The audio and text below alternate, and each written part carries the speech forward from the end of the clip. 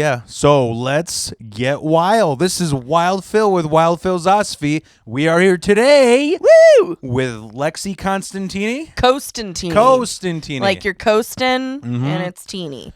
Costantini. Yeah. Okay. Sounds good. I'm not quick enough right now to come up with a joke for that. That's all right. Okay. That's all right. A lot of people get it wrong. It's my disability being Polish. Okay, that's what I feel so sorry for you. I can't. It sucks too because you can't qualify for benefits for that. You know, for not being a Polak, really? No, yeah, it fucking sucks. Is that derogatory? I don't think I've never heard any Polak complain. You know, okay. I think it's like Italians with Dagos. Like I never heard an Italian complain. I mean, maybe like really, really older generation, right? You know what's funny though? I feel like a Dago is a very specific kind of Italian. Is it? You know, like when I think of a Dago, I think of, like a grease ball. Like with the hair slicked back, with the white switchblade. with a switchblade, with it engraved, an engraved switchblade. Yeah. But when I think of Polak, I really just think of any sort of white European Polish person. Yeah. You know? Yeah, me and my my buddy Alan Salazar, and my old buddy Carlos, we were talking about this because my buddy Carlos is Cuban, but Alan's Mexican, and he kept saying, "Oh my God, I can't believe he's that." See, I think he just doesn't like men. Yeah, that would make sense. That's what it is. That would make sense. Yeah, I get it. With this man in this house, see, he's already running from me. And I think he thinks that you're trying to take his haircut too. Mm-hmm. So. Yeah.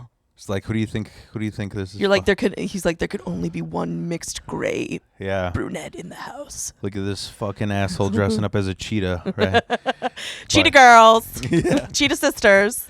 You know what's like really sad is like I'm trying to not eat junk food, but there was like a Chester Cheetah challenge where you get a whole tracksuit that looks like this. Oh. So I'm like, that's pretty, yeah. You got to break the fast for that, for sure. But yeah, I forgot what it is. Oh, no, we were arguing about how like because he was saying he's like you can't say beaner anymore. Oh, and he's like, well, that's and he goes, well, that's okay because he says silver tooth energy for beaner like when they got the silver fillings, Oh, like cavity fillings? Yeah. Like the ones that are really shiny or like, And I'm like, that's funny because I call it sandals with socks energy. Yes. Because Polacks won't get like boots. You're just going to wear sandals with socks in the winter, dead of winter, Yeah, absolutely. But yeah, I don't think it's, I don't know. I don't ever, I was just telling my friend that how Polacks just have the racism in their blood. Yeah. Because I remember at like Christmas, I'd always say this just like throwaway one-liner of like, you know why Jesus was never born in Poland? Because you will never find a virgin or any wise men there.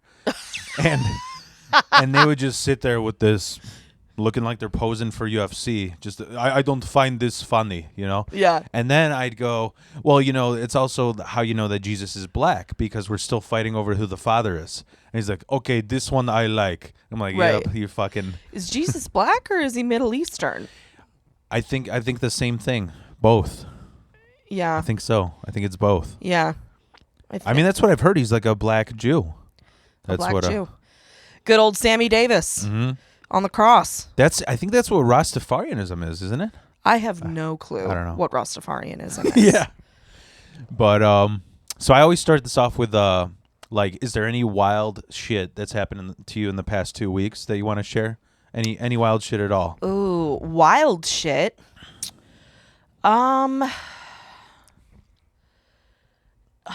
No.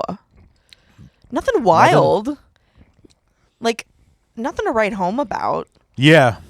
I mean, in the last 2 weeks, in the last month, I quit my job. That was pretty wild. Mm-hmm. What job did you have? I was working in the quoting department of a logistics company.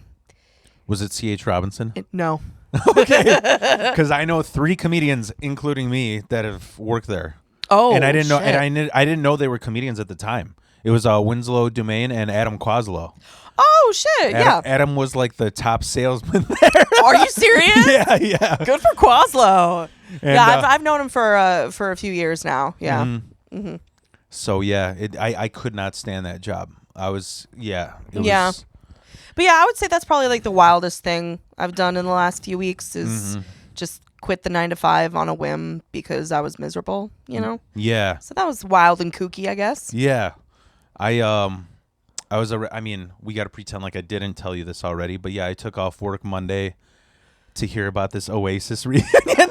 You poor And thing. oh my god, I was like it's so fucking I think I started crying, to be honest, because I like I already shared a video about this, like a random rant, but this shit, okay, for anybody, so that people know why I love Oasis so much, because this fucking you're probably gonna kill me No, after this. I need to know your Like your origin story. yeah, so like one thing about this whole thing that haunted me was, you know, I already told you like it helped me get out of my fucking depression because it was like uplifting and shit.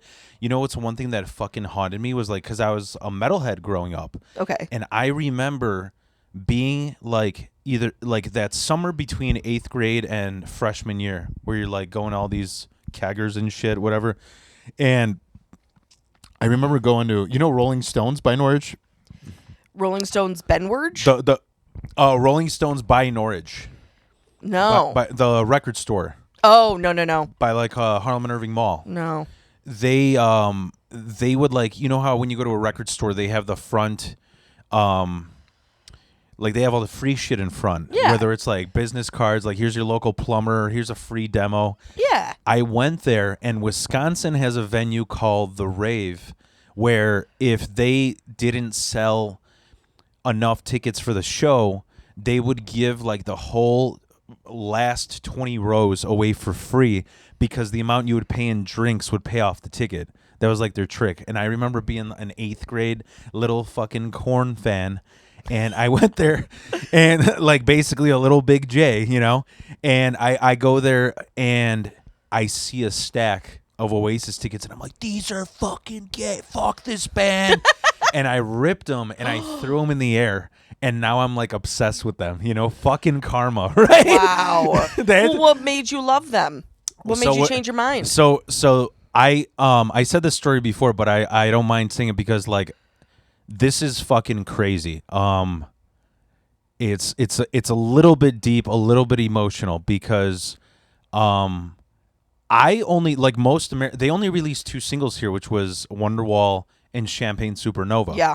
And those are the songs that every American knows, and they hate on it. They're the only songs that I know by them. Yeah. Yeah. And what happened is you want a nicotine, some Zyn? No, I'm good. Okay. I'm zinned out, man. Yeah. This is like the new like way to be racist or something. This is like only white dudes do this shit. You know? Hello. But I so like one of the people that died in my family was my ma. She had ALS. She was a horrible person to me. And she like spoiled the shit out of my brother. So it really fucked up shit between me and my brother. Sure. So we were feuding like the Oasis brother, like just on and off because he was caught in the middle of me and her shit. Yeah. And dude, my mom would do so much fucked up like I mean, because she lost her ability to speak. Okay. Like I'll give you an example. You know, like I forgot what the fuck she said, but it was like I announced to my mom that like I'm getting married, and she immediately said like, well, before you get married, and she like listed these flaws that she doesn't like about my wife, and I'm like, well, you know what? I'm not gonna talk to you for a year. I gotta cut you off because you're a fucking adult. You know how to be respectful. I need a break from you. And it was like a fucking crazy fairy tale because a year went by, and a year later, I'm like, hey, how's it going? She's like, she can't fucking talk. Yeah. Because the ALS. It fucked me up, you know? Oh, shit. And she used to have to carry around a like clipboard to communicate, you know? And I remember I was like, well, you know what? Like, I was talking to my therapist. I'm like, well, what you got to do because of what happened to you, you have to cover your bases. Like, you have to, like, okay, you reached out, you tried giving her a second chance, you tried helping her out, all these things. And that way, when she does pass, you won't feel guilty, you know, because you did everything you could. Right. And I just kept telling my ma, like, you need to be respectful. You need to not talk shit. And like literally, like I'm in my car with my stepson. He's 17 now, so he was like 12 at the time. They're in the back seat, and my mom would she would just randomly break out into laughter or into crying her eyes out. It's literally like you see in Joker where he has to give the card because he can't stop. Yeah. She was literally like that. She just fucking break down. It was insanity. And so she started crying, and my kid's like, you know, what's wrong? Why don't you do something that'll make you happy?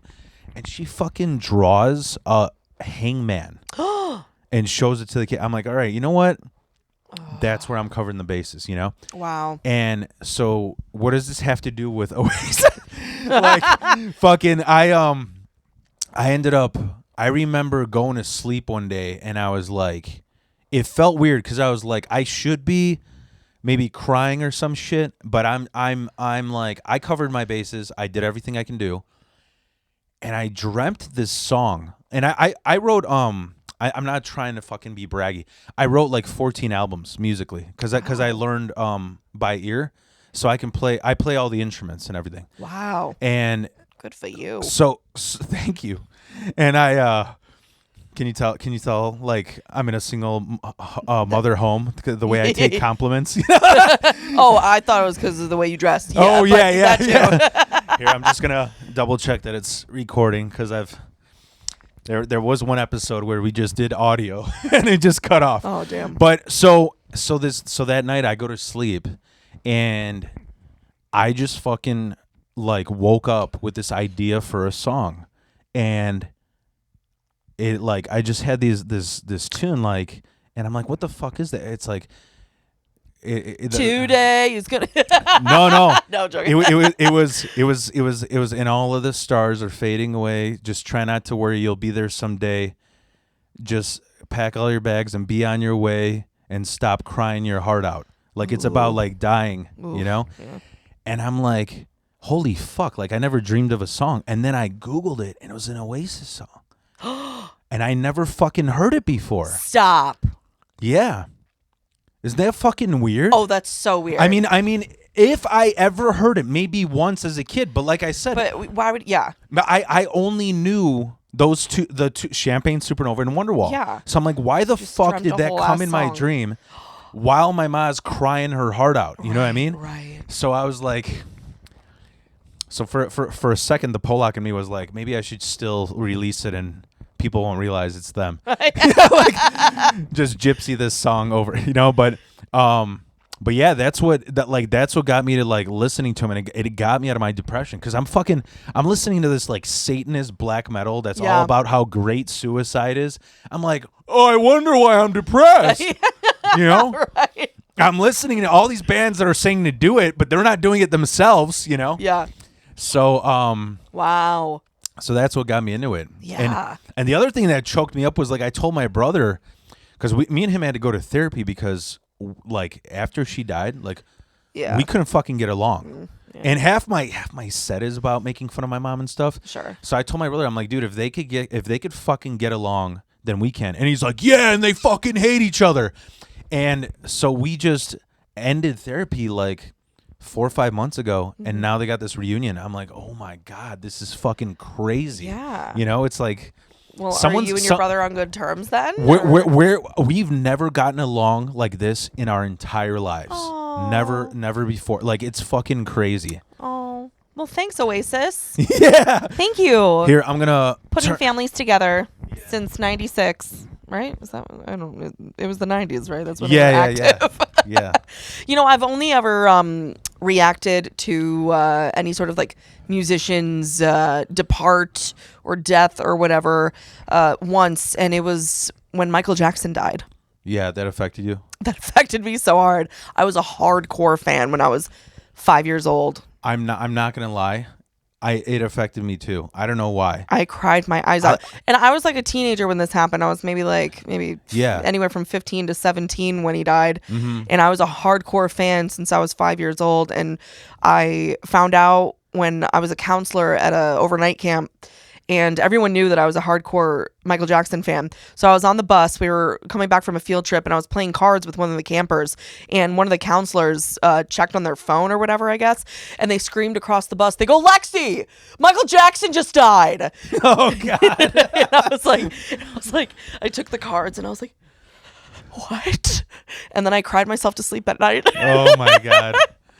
I was never like a hardcore fan, but it was like, to me, because like everything, like English being my second language and not fitting in, I was like to put it bluntly, I was just like, here's this like freak that nobody wants to, like, they wouldn't give him the time of day if he didn't have that talent. You know what I mean? Yeah. So right. it's like you felt for him, like he's an outsider, but but everyone's on their fucking knees for him. You know? Yeah. I didn't even really know about the pedophile shit until like South Park made fun of it. You know? Oh, right. And like I wrote a little bit of a bit on it. I was like, say 100% he didn't do it. His peak was like when he was like 37. I'm 37. You guys want to let your kids sleep over at my house? Like, right. It's still weird. That's true. And that's totally valid and rational and correct. That is weird. Yeah. But I have to say, you didn't grow up with a thwarted childhood, he did. You didn't grow up. You grew up with a childhood. Maybe it was fucked up, but it was childhood. Yeah. Yeah. No. He was robbed of that. Yeah. It has a lot to do. He totally had a complex. He was delusional. Yeah. It's our. We're like the generation of like. The generation before us was just like, this guy's a fucking weirdo, beat the shit out of him. And we're like, well, where did that stem from? Right, exactly. Let's get to the root. Like, I remember being, like, ostracized for being like, yo, you know that, like, John Wayne Gacy and Jeffrey Dahmer might have never existed if being gay was accepted. Ooh. That's a hot take right there. Dude, you want to hear a crazy story about John Wayne Gacy? Yeah. Okay, so my dad grew up in Park Ridge, where John Wayne Gacy was. Did you grow up there? He was in Des Plaines. No, but my dad's from there. My grandparents still live there. I lived there for like 10 years. Oh, okay. I moved from the city to there and then out to here. Oh, okay. Yeah. So that's why I asked you earlier about the super Italian neighborhood you were talking about. I was like, is it Park Ridge? Yeah. But so John Wayne Gacy was in like the Des Plaines, Park Ridge area at that time in the 70s. And so my dad has this friend, and at the time they were like maybe 18, and they knew this guy. We'll just call him, I think maybe like we'll just call him Jim or something. And so Jim was like, hey guys, I got this really lucrative opportunity from this guy that works construction. He wants us to come over, play some pool. He's going to give us some free beer. And they were 18 at the time, right? So they were like, hell yeah, free beer, let's go. Yeah. So they go to this guy's place, and spoiler alert, it's John Wayne fucking Gacy. And so they're in the basement shooting pool, and my dad and my dad's friend get this bad vibe from him immediately. And so they tell Jim, they're like, Jim, dude, something's off about this guy. And we're going to go. Like, we don't want to take the job. We're going to go. And Jim's like, are you kidding me? He's offering us free beer at a construction job. Let's go. Yeah. And they were like, no, we're leaving. So they left. And Jim, our good friend Jim, got murdered that night. Holy shit. I know. I thought you were going to say he survived. No. That's fucking crazy. Oh my God. You want to know something even like you want to know my crazy like something connected with that? Yeah. So I grew up around like the Harlem and Irving Mall. Okay. The hip. And I remember since I was like, because I got into Satanism at a really young age in 6th grade. Yeah, as one does. Because I don't know if you ever heard of like the whole black metal history. No, not the history. No. There was a band. There are these bands in Norway that it was basically a bunch of skinny, coked out white nerds who they first weren't white supremacists. What they first were was they were pissed off that the Crusades burnt down all these pagan churches in Norway. So they went around burning down all the Christian churches. They burnt down like 20 churches. And then one of the singers one of the guitarists murdered his singer to death. And in Norway, you only get 21 years maximum. So he got out of jail in like 2005. Oh my gosh. And but I was really so what's funny is when I was in 6th grade, we had do you remember the 600-minute challenge? You get the Six Flags tickets. I think so. Yeah. So me and my mom, she goes, you gotta read something, and it was between I was gonna read the Marilyn Manson biography, or it was a book called Lords of Chaos, and and it's just a burning church on the cover. I'm like, I want to read this, and she got it for me. So yeah, that was nice to your mom. I thought she hated you. yeah, right. She's like, this kid's a demon. He needs Right. this. He's like, right. He needs an outlet. Yeah. So I just remember, and you know, and I went to I had one Polish best friend. We kind of had a falling out because I kind of went the artsy direction. He kind of became like I run a 24K every month jock, you know. Sure, yeah. And but me and him, we did Cub Scouts. We learned how to build a fire early on, and everybody in that neighborhood would always say, "Watch out for the devil worshippers." Remember that shit, the Satanic Panic? Oh yeah, sure. Like, don't go in the fucking woods because the Satanists. Right. You know where that stemmed from? I don't know if do you know Melrose Park pretty well? Yeah, or not well, but yeah. Do you remember a place called the Burr Rabbit Hotel? No. So it's on North Avenue and I think Addison. Okay. Like it's kind of by there used to be like a Hooters there. Cool. But don't ask me how I know. But I used to go right next door. There was a cigar shop that I used to go there. Okay. And I always saw this Burr Rabbit. I'm like, that looks so fucking sketchy because it was one of those places that like, it's you get charged by the hour type shit, and it looks like a bunch of cube trucks put together. You know, it's a shitty little hotel. I was watching this random Netflix special, and it was just talking about murder, and it was called The Ripper Crew, the Chicago Ripper Crew. Okay. And what it was is there was a construction company where the head guy, he was a sociopath. Mm-hmm. He was just real manipulative, and for some reason he was really into like women's tits. That was his biggest fucking thing. Mm-hmm. And then there were two like metalheads who listened to like whatever Scorpions and you know Iron Maiden. So he manipulated them into like, hey, we should start abducting women and we'll do rituals with their body parts. Oh my God. And they would do it all the time. They would always do it at that hotel. And what they and like he just wanted to abduct women. But in order to have these guys help him, they would cut they would literally, you know what a cement borer is? You know what that is? Cement borer? Yeah. No. It's when you drill a hole in cement to install railings. They would use that on a woman's chest, and then give them give them double mastectomies, so to speak, and then fuck the wound. Oh my God! Yeah. Oh, yeah. That is insane. The only trigger warning, people. Yeah. The only thing that the only thing that made me laugh was, you know how they have like when they try and reenact a scene for like 20/20 or 60 minutes. They were trying to reenact the scene on the documentary. Oh my God! And so they just put one of the women got away, but they cut one of her boobs off. So they just put like a balloon under her shirt. Oh.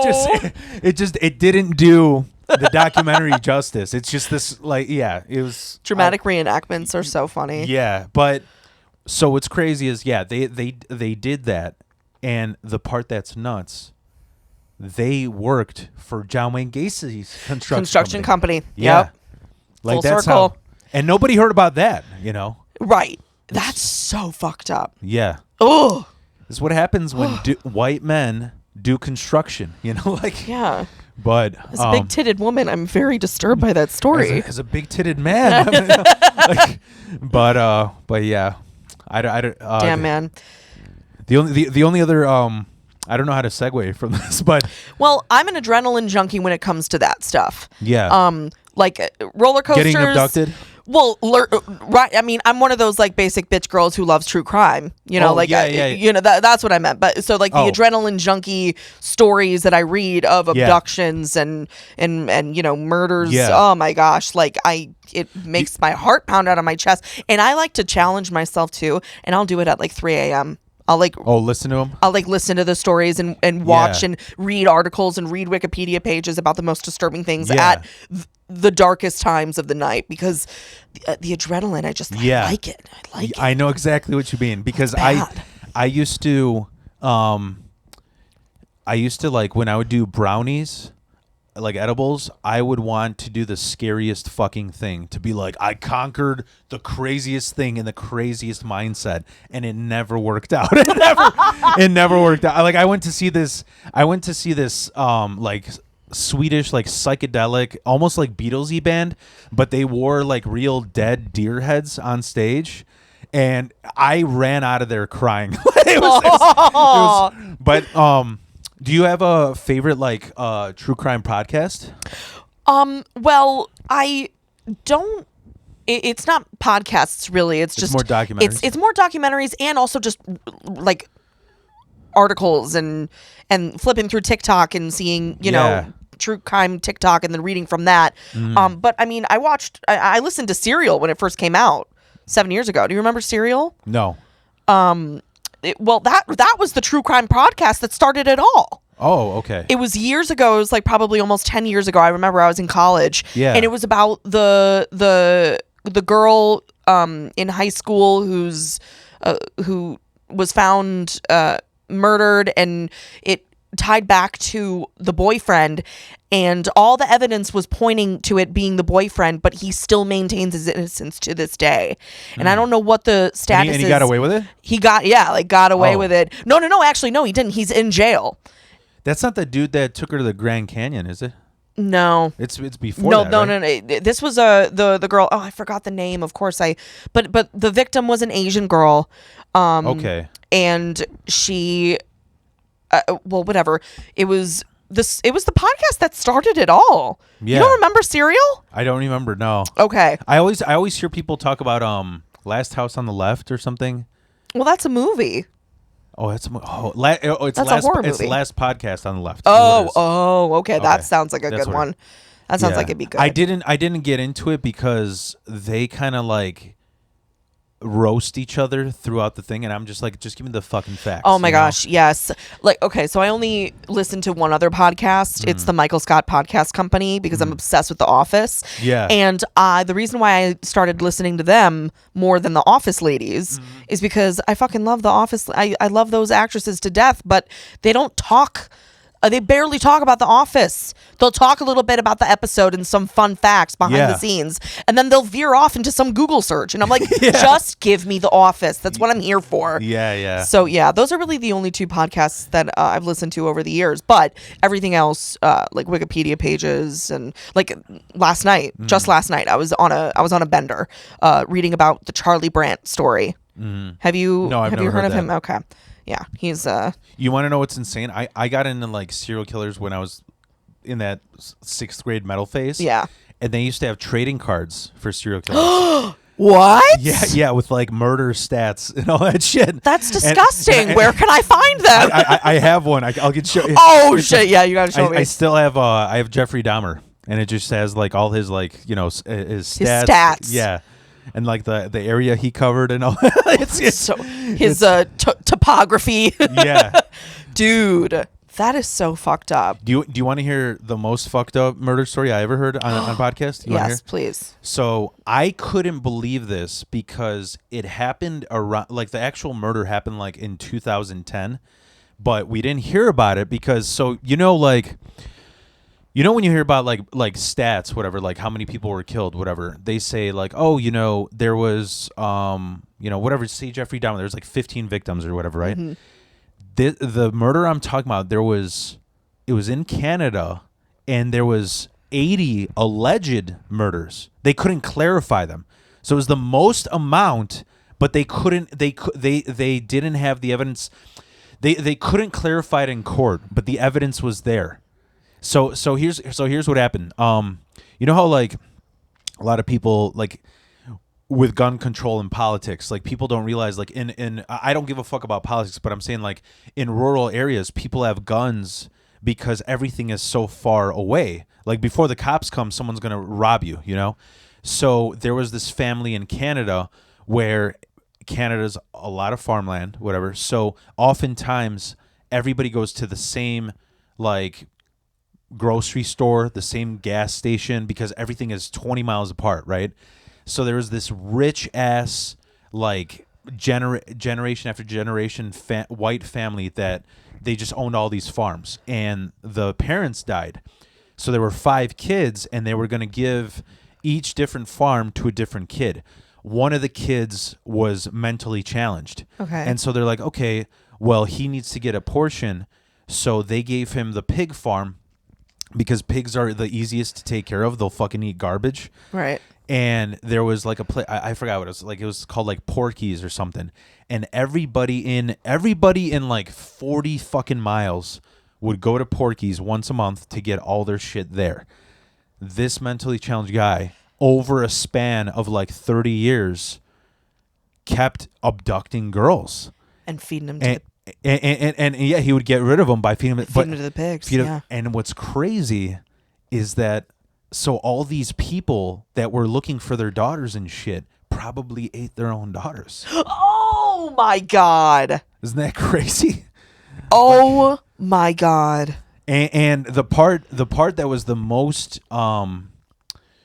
like, I mean, I got, because I'm dark, I got a little laugh out of this. Like when they caught him, they found out what he would do is he put like a large ass black dildo on a shotgun, and he would use it on them, and then he'd shoot them at the end, whatever. Oh my God. But the part that made me laugh was that when they were looking at the crime scene, they found his DNA on there too.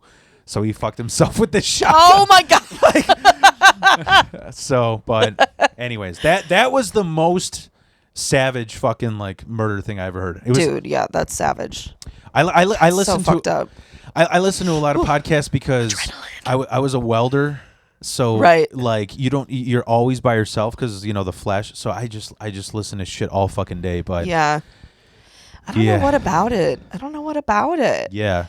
Like what makes you get to that point? But then also what makes you, like, how do you get away with all of that? You know? Well, that Charlie Brandt guy that I mentioned earlier, he killed his pregnant mom when he was 13 and spent 1 year in juvie and was released. He wasn't charged as an adult. Oh, wow. And when he married his wife, his sister and his... It's like, fuck you, Mom. I don't want a brother.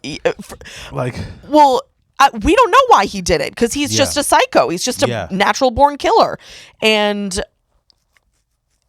his sister and his brother-in-law actually set him up with his wife that he ended up murdering, and he murdered his niece.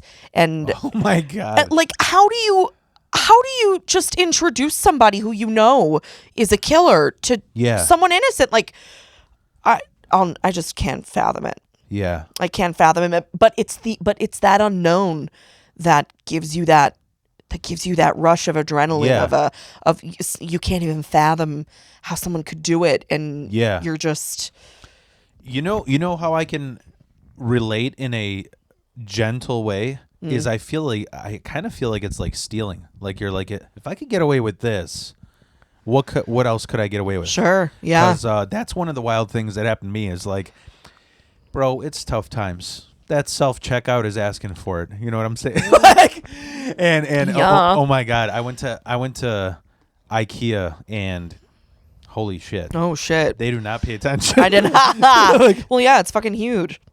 I'm like, I don't feel that bad, you know, because it's a trashy white person stealing from a white people that think they're superior, you know, these blonde-haired, blue-eyed Swedes, you know. No, right? But, I would never steal from a local mom and pop shop. No. But when I was little, I stole from Claire's all day long. Mm-hmm. Claire's earrings. Yeah. Oh yeah. Neon cassette tape earrings, mine. Yeah. For $0. I remember. Did you ever you get caught? I almost got caught. When I was at the even when you were a little kid, like you never got like actually caught? No. I got caught one time, and it was the worst fucking thing ever. My mom would go to the Polish store, and I tried stealing a porn magazine. So I just put it in like Polish porn magazine. A Polish porn magazine. Oh, it's great. So it wasn't like it showed everything. Like I was. Oh yeah, I can only imagine. I mean, I was how wild the Polak magazines could be. Just think of Borat and I was- cousins and Yeah. wives. You know, just on a fucking mountain and a goat's involved. You know? Oh, of course, there's a goat. but no, it was called Tfui Weekend, which is just your weekend. That's the name of the magazine. Fui weekend. Tfui. Tui. Yeah. Tui weekend. And I remember I pushed it into like a like a comic book, and the cashier saw me immediately, and I was so embarrassed. I was like crying, but then later I just remember going home later on, and I just jagged off to the cashier. some slutty little Polish girl. Like, The cashier was hot. Good for her. Yeah. But yeah. Yeah, no, I never got caught because I was smooth. Mm-hmm. I was smooth. I had my ways, man. I had my ways. Yeah, I would never steal from like a person or like a local. Yeah, no. It was always only a- corporations. And most of the time, like I didn't even I wanted so hard not to get caught that I would like almost do like loopholes. Like one of the things I used to like after I got out of college at like 2009 with that housing market crashing. Mm-hmm. So I worked at a Jewel because there's nobody fucking hiring. And I just remember like they almost fired me for this, but I was like I will literally take you to court because this is a loophole. It's not a offense. Right. And what happened is I just remember I was cashiering and I see they were training a person in stock, and you know Dr. Scholl's Souls? Yeah.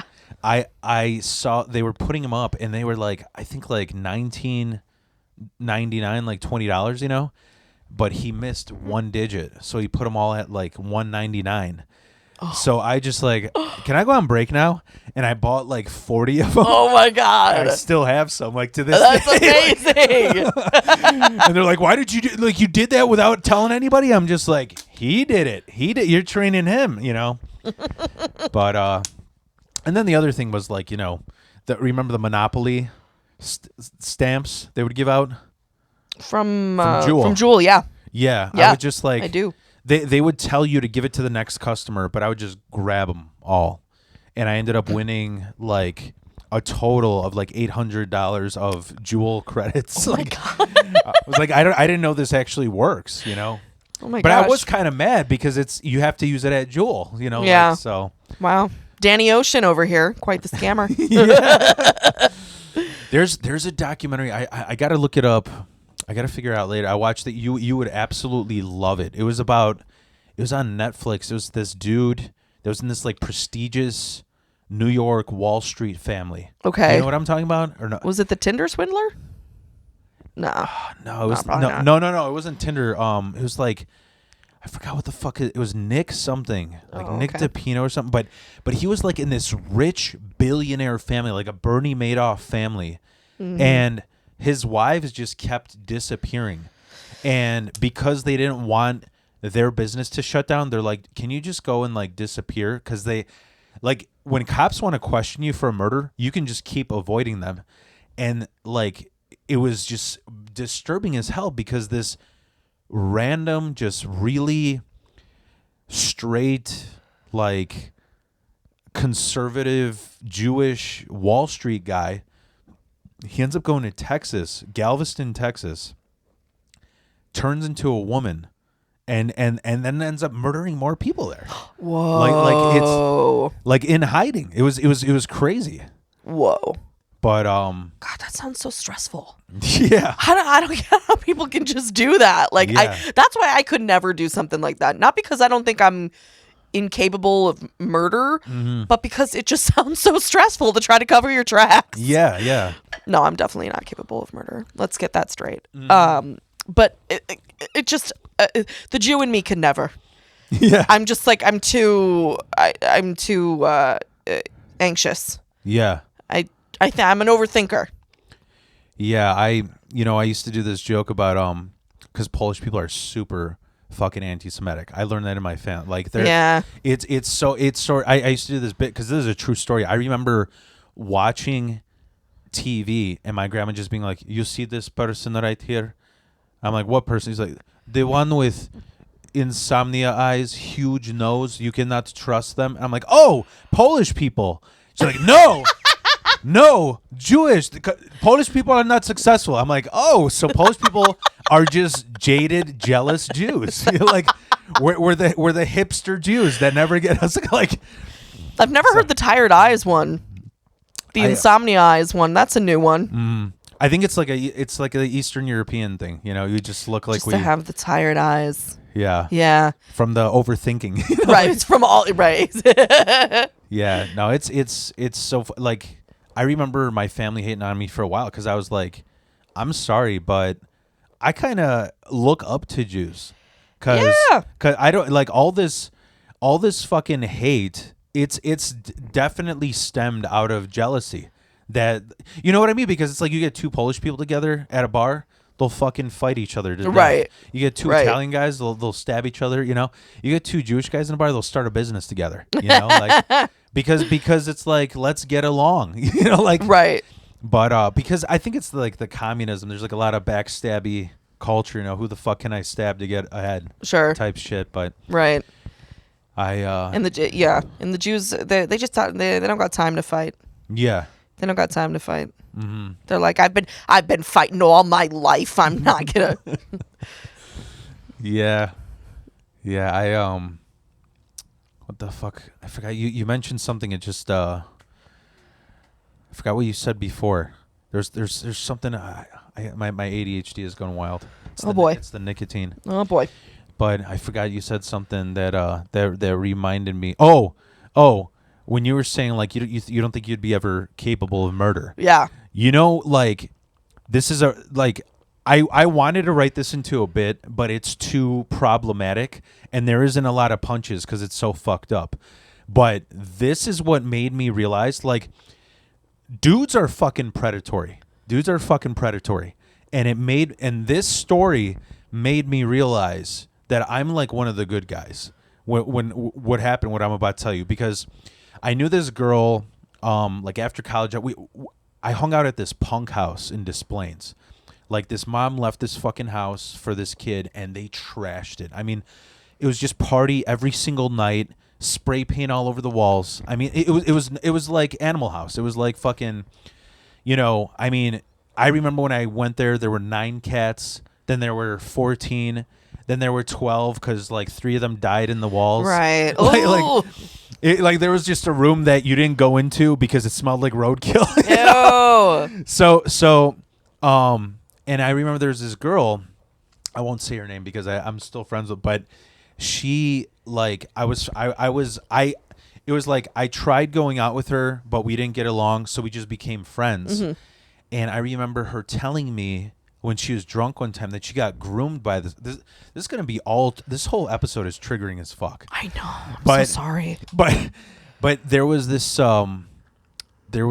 she was telling me how she got groomed when she was 12 by this guy who like he would buy her alcohol and she like she was just kind of like those wallflower. I'm just gonna say she was a Pisces. All right, I'm a fucking horoscope bitch. You know, like, she's just like I can just trust everyone type. You know, and so she hung out with this old hippie guy who was like, oh, he's a hippie. He's from Woodstock. You can trust. And he like basically what she told me. Long story short is he gained her trust. Then he like asked her if she wants to try crack. Got her addicted, and then was like, you know, like you need to fuck me to get this crack type shit. Aww. And I heard about that shit. I was like, I'm gonna fucking murder this guy for doing this to you. Yeah. And it was such a fuck. This is the closest I ever got to doing any murder, like, cause I'm fucking wild.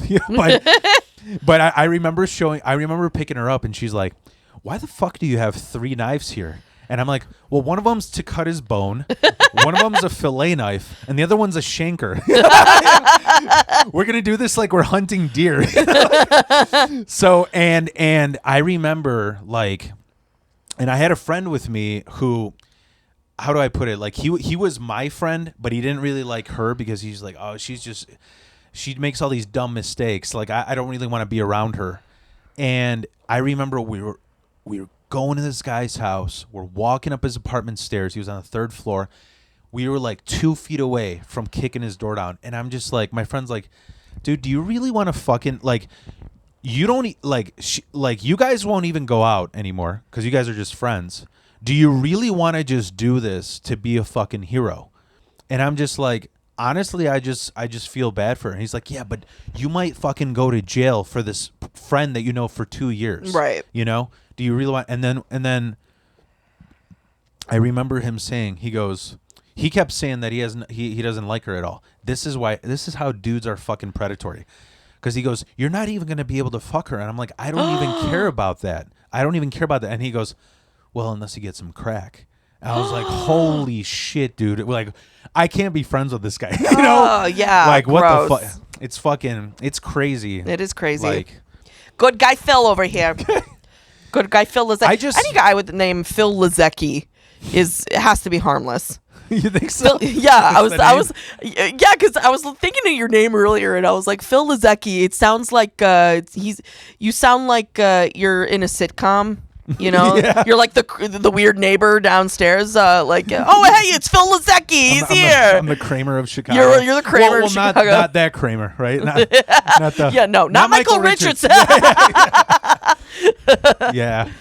No, but you know what I just thought of when you said that? I thought of like the Andy Kaufman on Taxi. That's like yes.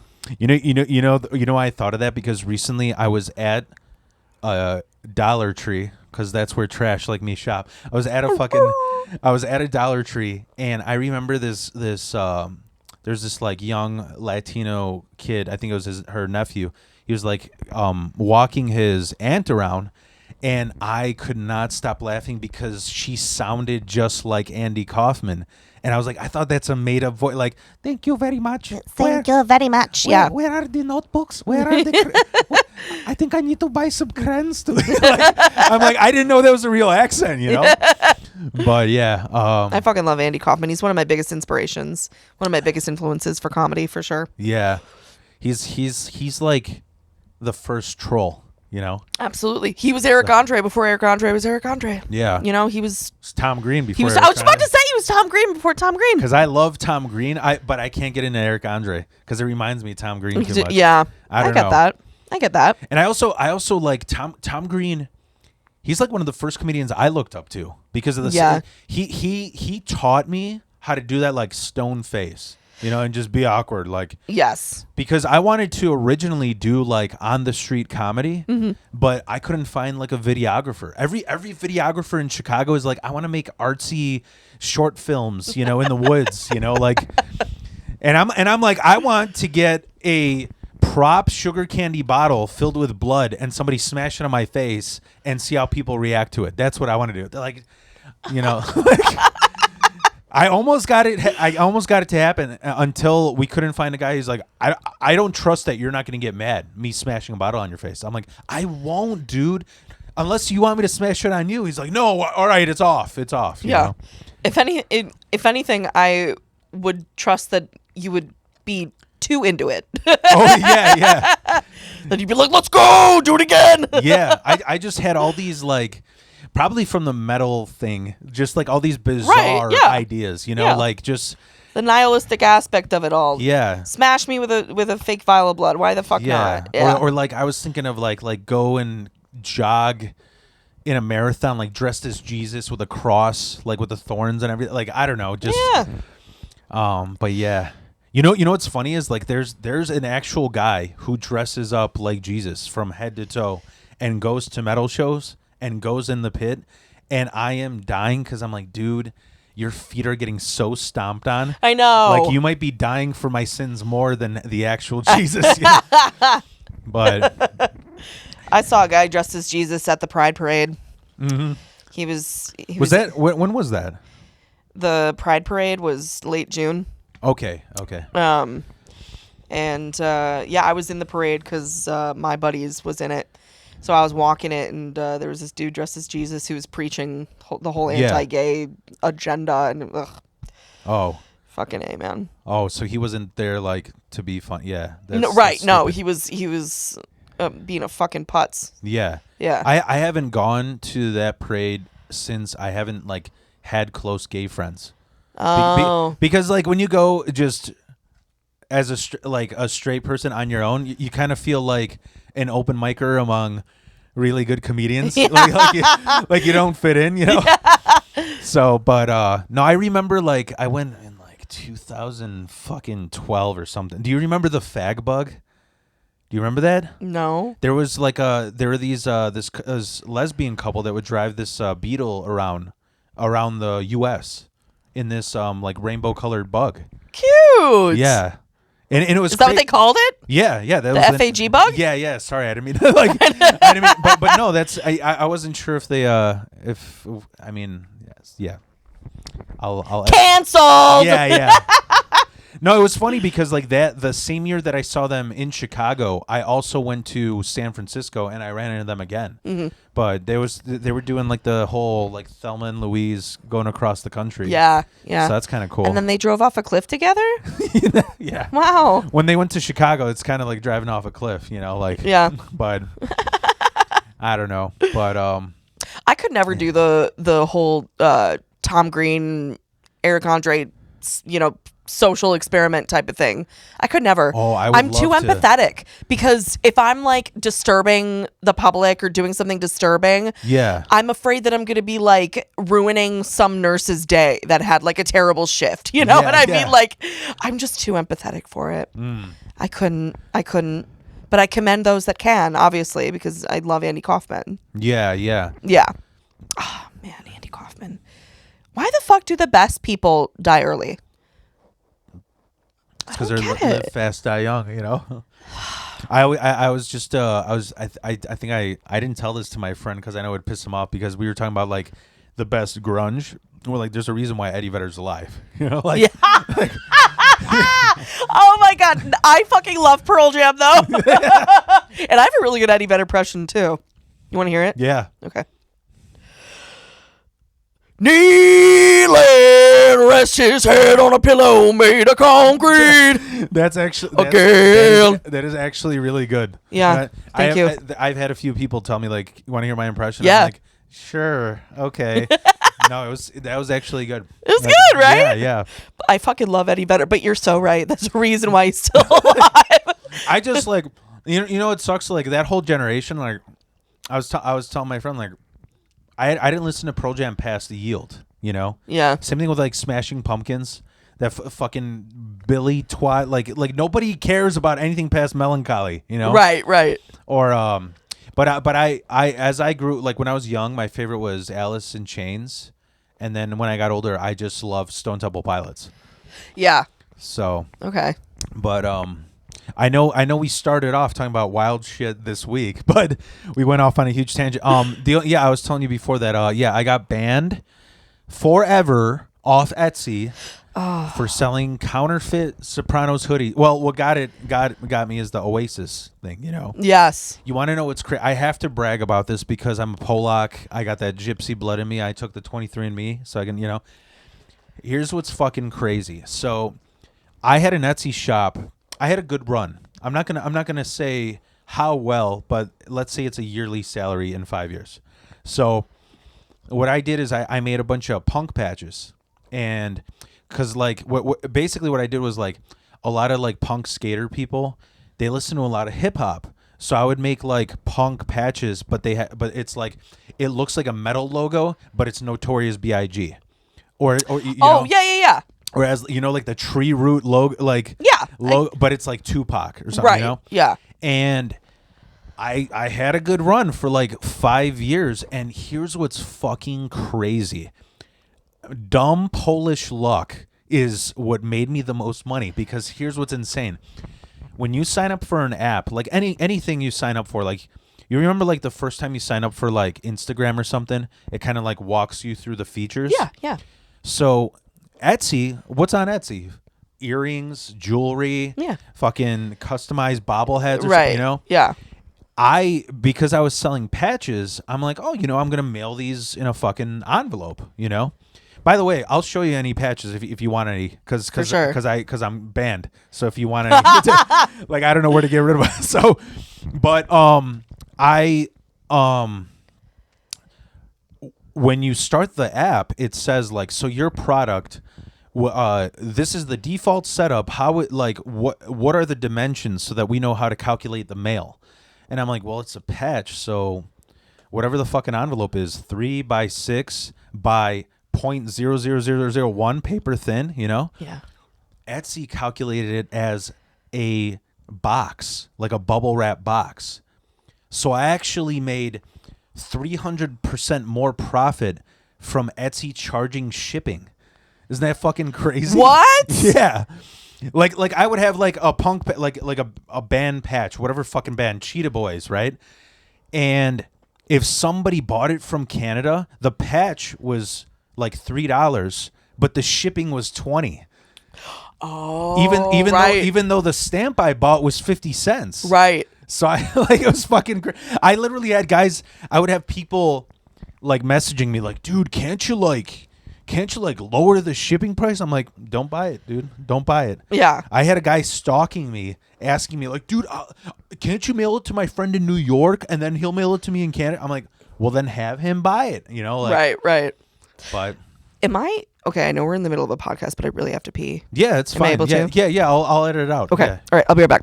Wait. Okay. So I was thinking about a possible loophole for your Etsy Sopranos thing. Yeah. You could do Sarpinos. Sarpina.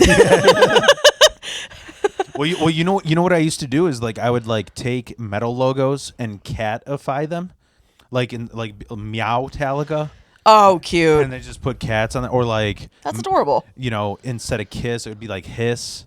You Yeah. know, but I have seen other people do that shit. So it's like, you know, it's funny because I had a comedian friend who screen prints on there. He's a real huge artist and shit. Mm-hmm. You know, Winslow Dumaine.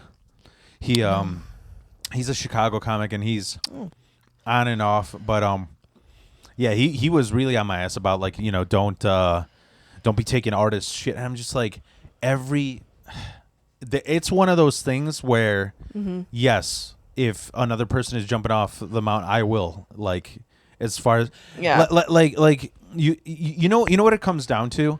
I just knew too many fucking bands that had horrendous merch.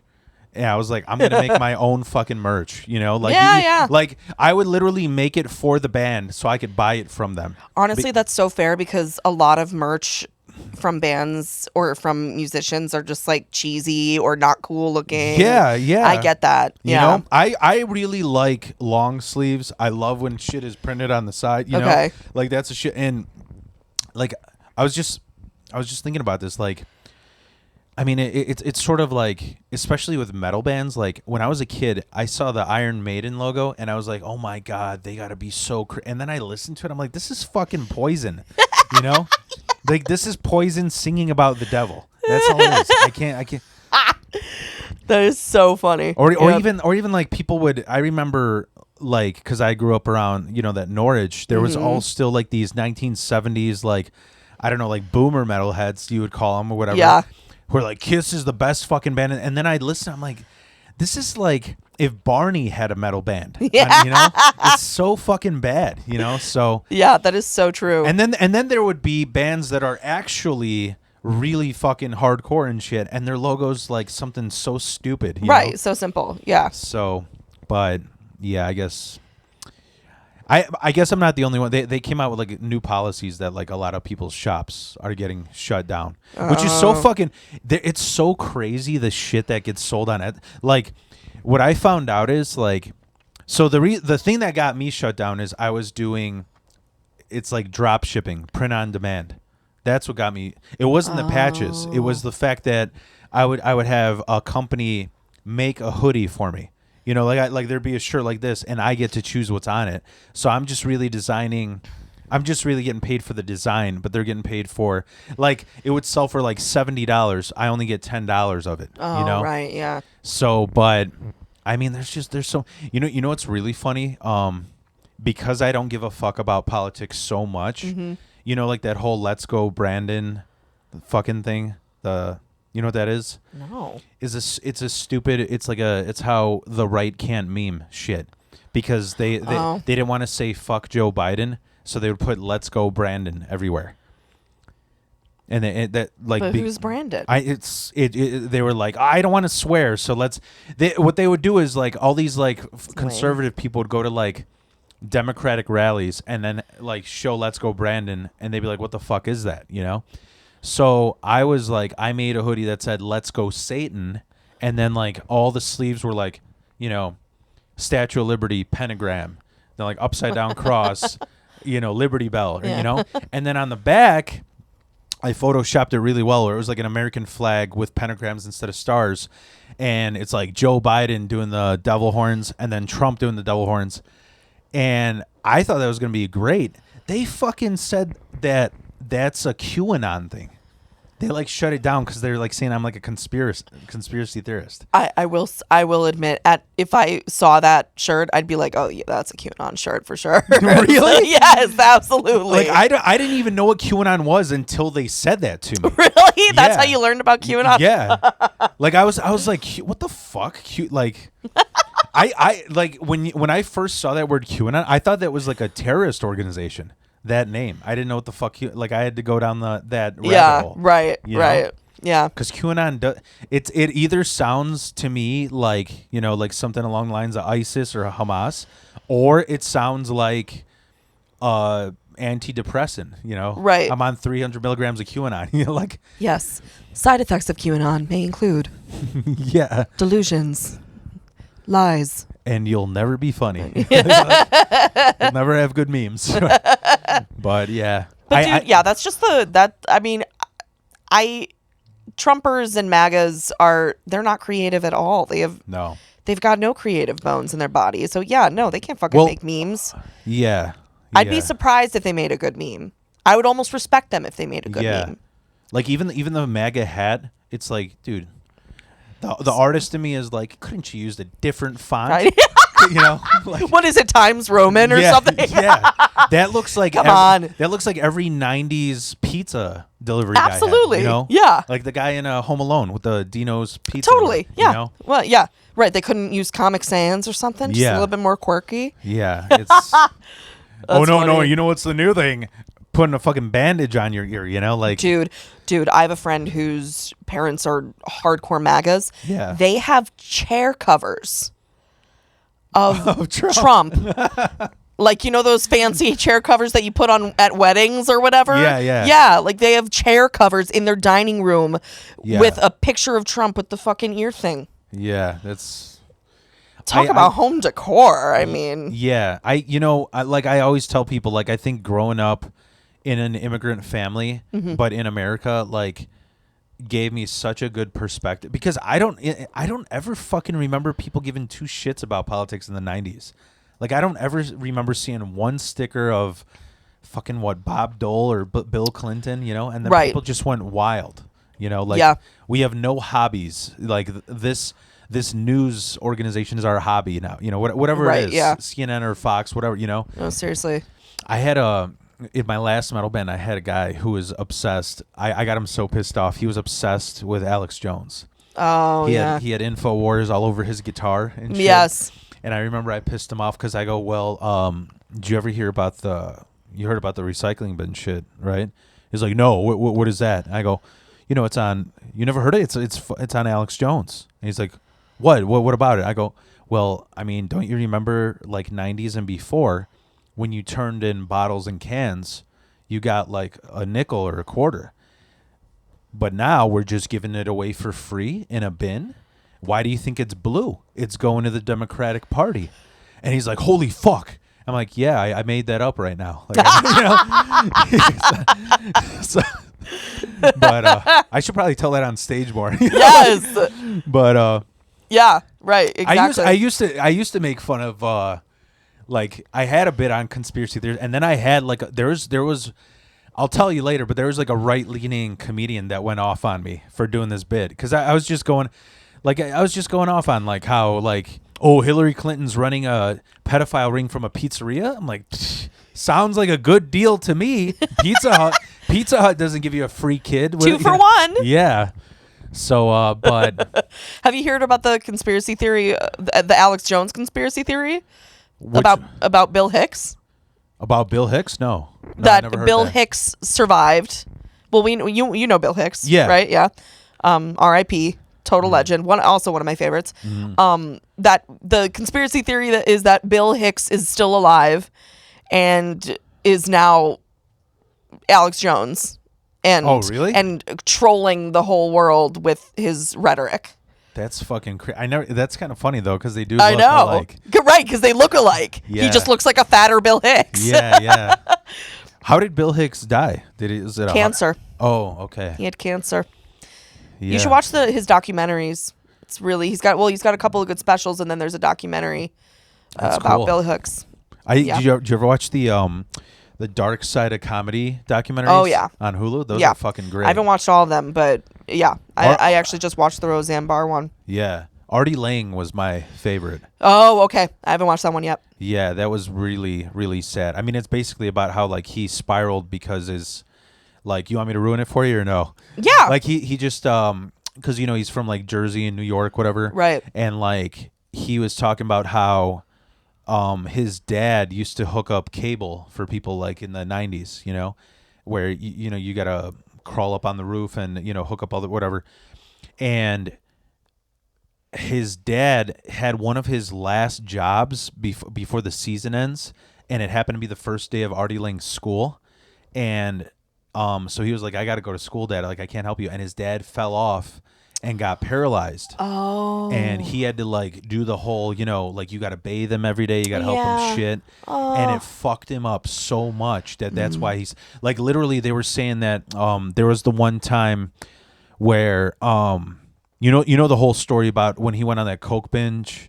Yeah. Speaking of coke binge, what's going on with your restless leg syndrome? Oh yeah, I know. that's the Polish anxiety in me. No, but no, they were talking about he like when they were looking for him because they were like, oh, he fucking OD'd or he killed himself. Yeah. When they went in his apartment, there was just a cable taped to the wall and a shit ton of scratches. Because he was like praying to his dad. That was the last cable that he hooked up. Oh my god! Isn't that fucking crazy? Oh, because I love Artie my Lang. heart. Yeah, That breaks it's fucking. my heart. Yeah. But I can empathize. I'm a caretaker for my mom, so I get it. Yeah. what does your mom have, if you don't mind sharing? Well, she was diagnosed with brain cancer. Oh fuck! I'm when sorry. I know she had a very, very rare form of brain cancer called oligodendroglioma. Just like the rarest form. And is she still alive? Yeah, she's still around, but Oh. she's on disability, and she needs a walker. Yeah. And she has short-term memory and like an early form of dementia called major neurocognitive disorder. Yeah. And white matter disease, Oh. which happens when you have too much scar tissue in your brain, essentially. Oh fuck. So yeah, she's had a rough go of it in the last decade. Yeah, I'm sorry. I know, it's a bitch. Yeah. I'm sure you can understand. It's crazy what you fucking like what you got to worry about as an adult, Seriously. Like Seriously. that's the only other wild shit. I mean, I kind of mentioned it on my last podcast, but I just like got misdiagnosed for a CPAP, and I was getting right, yeah. I was getting no sleep with this fucking thing, and just the health insurance thing is so fucked. It's just I don't know. I'm done ranting about it, but yeah. Yeah, it's just I know I can't give my energy to it anymore. Yeah. So, but I'll figure it out when I figure it out, Yeah. But yeah, you were so I want to get into like when did you start doing comedy? I started doing comedy 10 years ago, technically. Okay. When I interned at the Comedy Bar when I was 22. Oh, awesome. Mm-hmm. And is it at the same location? No, I started interning when they were at their original location in River North, right next to the old rock and roll McDonald's and Al's Beef that's no longer there. Back when Sahar was working there and Kyle Lane was, and when Jim Belushi was a co-investor. Oh wow. Yeah. That's a long time ago. Is that the famous McDonald's downtown with the huge arch? Yeah, the one Okay. that they've since renovated or broke down and completely rebuilt. Yeah, yeah. So yeah, I used to intern at the Comedy Bar, and then I graduated from the Second City Training Center, and Awesome. Yeah, and I did improv and sketch like on and off for a few years, but wasn't really feeling it. Couldn't find any chemistry with any groups. Yeah. And I just wasn't comfortable and didn't know myself well enough to really delve into stand up yet. Yeah. Especially with the way women get treated in stand up, right? Sure, What was yeah. that? Sure, yeah. But it really, I didn't feel uncomfortable in that sense. I just didn't know myself well enough. Okay. As a person. Yeah. So I lost my mojo for a good few years. Mm-hmm. And then a couple years ago, I just kind of, I got a job at My Buddies, and then they gave me the opportunity to host the mic. And it's been 2 years, and I'm more comfortable in my comedy than ever. That's awesome. Yeah, so it's been a long journey to get to where I'm at. Yeah. And, shoulda, coulda, woulda. If I had kept at it 10 years ago, maybe I'd be somewhere else. But I can't think about that. I just got to think about the now. Yeah, you got to fucking self-care, Right. It took a lot of it took a lot of learning about myself and being comfortable in who I am. Can I ask you, you're married, right? Yeah. When did you get married? Almost 2 years ago. Okay. Like a year and a half ago. Mm-hmm. And we've been together for 5 years, and awesome. It's been awesome. That's awesome. Yeah, because that was like I was in bands since I was 15 years old, and what got me, I've said this many times before, is what got me into it was I would honestly I would get booked on these shitty shows that bookers would put a stand-up comedian as the opener for a music show, and I was like, I could fucking do that, Yeah. And then I got fed up with being in bands, because you think there's fucked up shit in comedy, like you're in a band, I was always the babysitter of, this guy wants free drugs, this guy wants to bang underage girls, this guy just wants to stay local, he's afraid of going out, so predictable. And it's, and I'm not even saying it how do I put this? A lot of because I get called an edgy dude with my material and my vulgarity. Mm-hmm. A lot of it may sound like I'm earning woke brownie points or whatever. It's actually like that.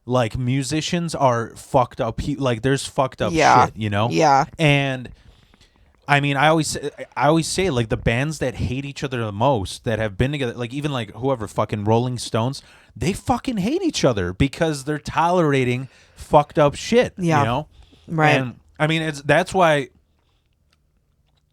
the biggest groups now are electronic or rap, because you're doing your own thing. You don't have to because you're a solo. Yeah.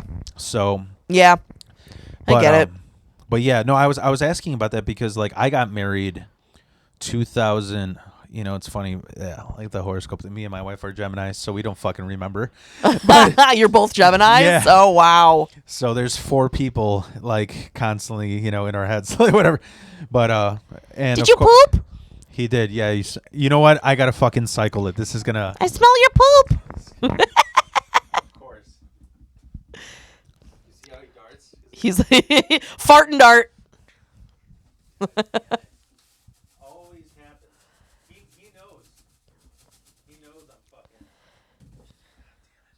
Sorry if it's a mess here. No, it's all good, dude.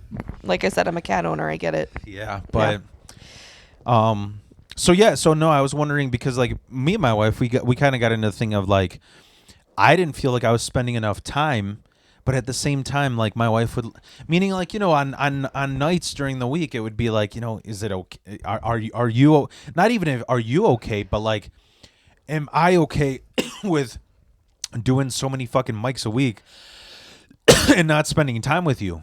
But we ended up working it out because it was the night that I would do a mic, she would have Zumba anyways or something. Right, yeah, exactly. So, yeah. But I always know there's just people TJ Remick, or even Drufke, there's just people who are married who they find a way to work it out. Oh, absolutely. And I'm just really happy that my wife was cool with it, you know. Yeah, and my husband's an artist too, so we both like we don't do the whole like 9 to 5, Yeah. go to bed by 8:30 thing anyway. Like he's a night owl, I'm a night owl, so Yeah. even if I do a show, I'll come back home, he'll still be awake, and we'll watch a movie or just chill out before we hang out. What kind of artist is he? What is He's he a gallery artist and a muralist Oh, cool. around the Chicagoland area. Is there any like famous murals that he's done that you want to mention? Or Well, he's actually about to do a mural in Chicago in Lincoln Square.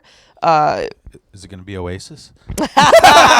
No, no way, no way. They're way too white. I know. He's an Afrofuturist and Afro-surrealist. So. I actually, you know what's funny?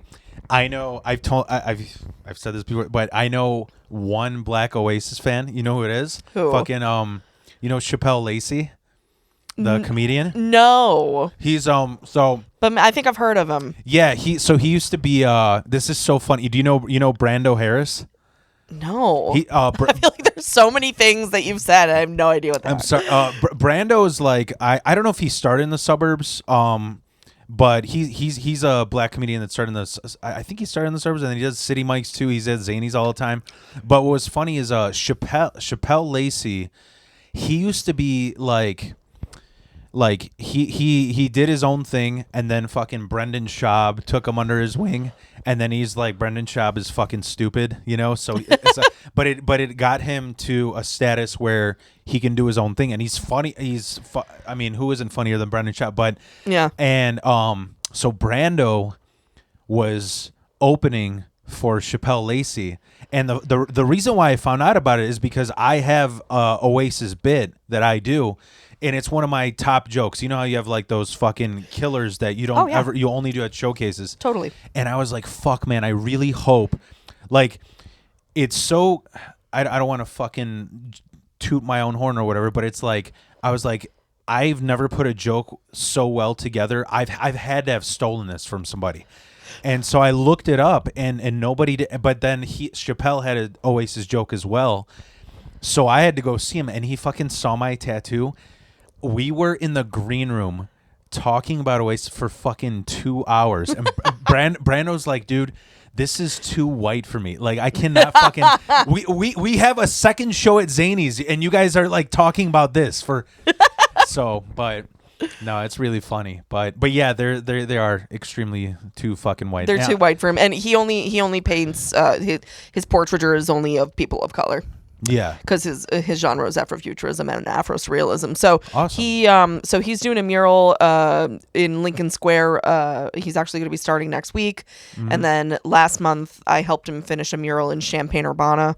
Okay. For the African American Heritage Trail. That was pretty dope. Nice. So yeah, he gets it. He gets it. You know, I really. I was always curious. Like, does the city pay for that? The organizations that he gets hired by, like they're usually like this one's for the like the Lincoln Square community district or something, and the alderman's involved. Yeah. So yeah, pretty much. Okay. The city or art organizations that he applies to. Cool. Yeah. Yeah, so he gets it, you know, and I really do think that like I think I knew that I would always probably end up with an artist. I knew that it wasn't going to be a fellow comedian because been there, done that. Yeah. You want to talk about that? I'm never fucking dating comedians again. Fuck no. That's hilarious. Fuck no. I don't know how Bob and Ariel make it work. You know, like. Yeah. Right. More power to them. Yeah. Honestly, more power to them. But yeah, I feel like I always knew that I would end up with an artist because I want to be around that. I feel like I need my partner to understand that world and be a part of it somehow, but not us be so involved in each other's art. Yeah. But support it just enough. Supportive, exactly. Yeah. Yeah. That's cool. Yeah. And it's So really dope. So you said you did the I'm sorry, my fucking I'm not like looking at my emails keep going off. Oh yeah, no random worries. bullshit. But so you start off at comedy bar. Did you ever like perform for anybody that like you look up to and stuff?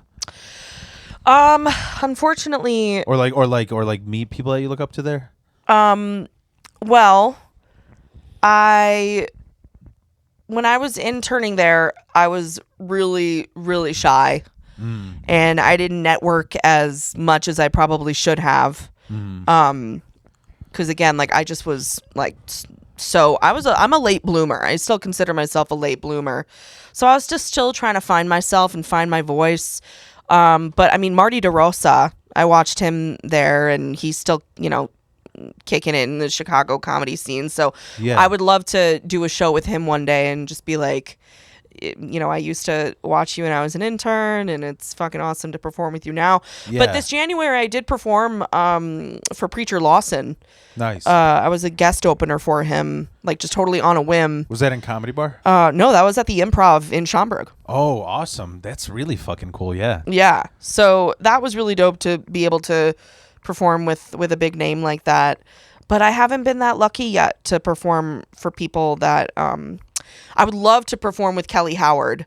Because again, Kelly Howard was another comic that I watched all those years ago, and she's just a powerhouse. So I would love to see, because she's been booked on some shows that I've been booked on. So I'm like, oh, okay, like if only we could just intertwine. Yeah. But yeah, I haven't been that lucky yet.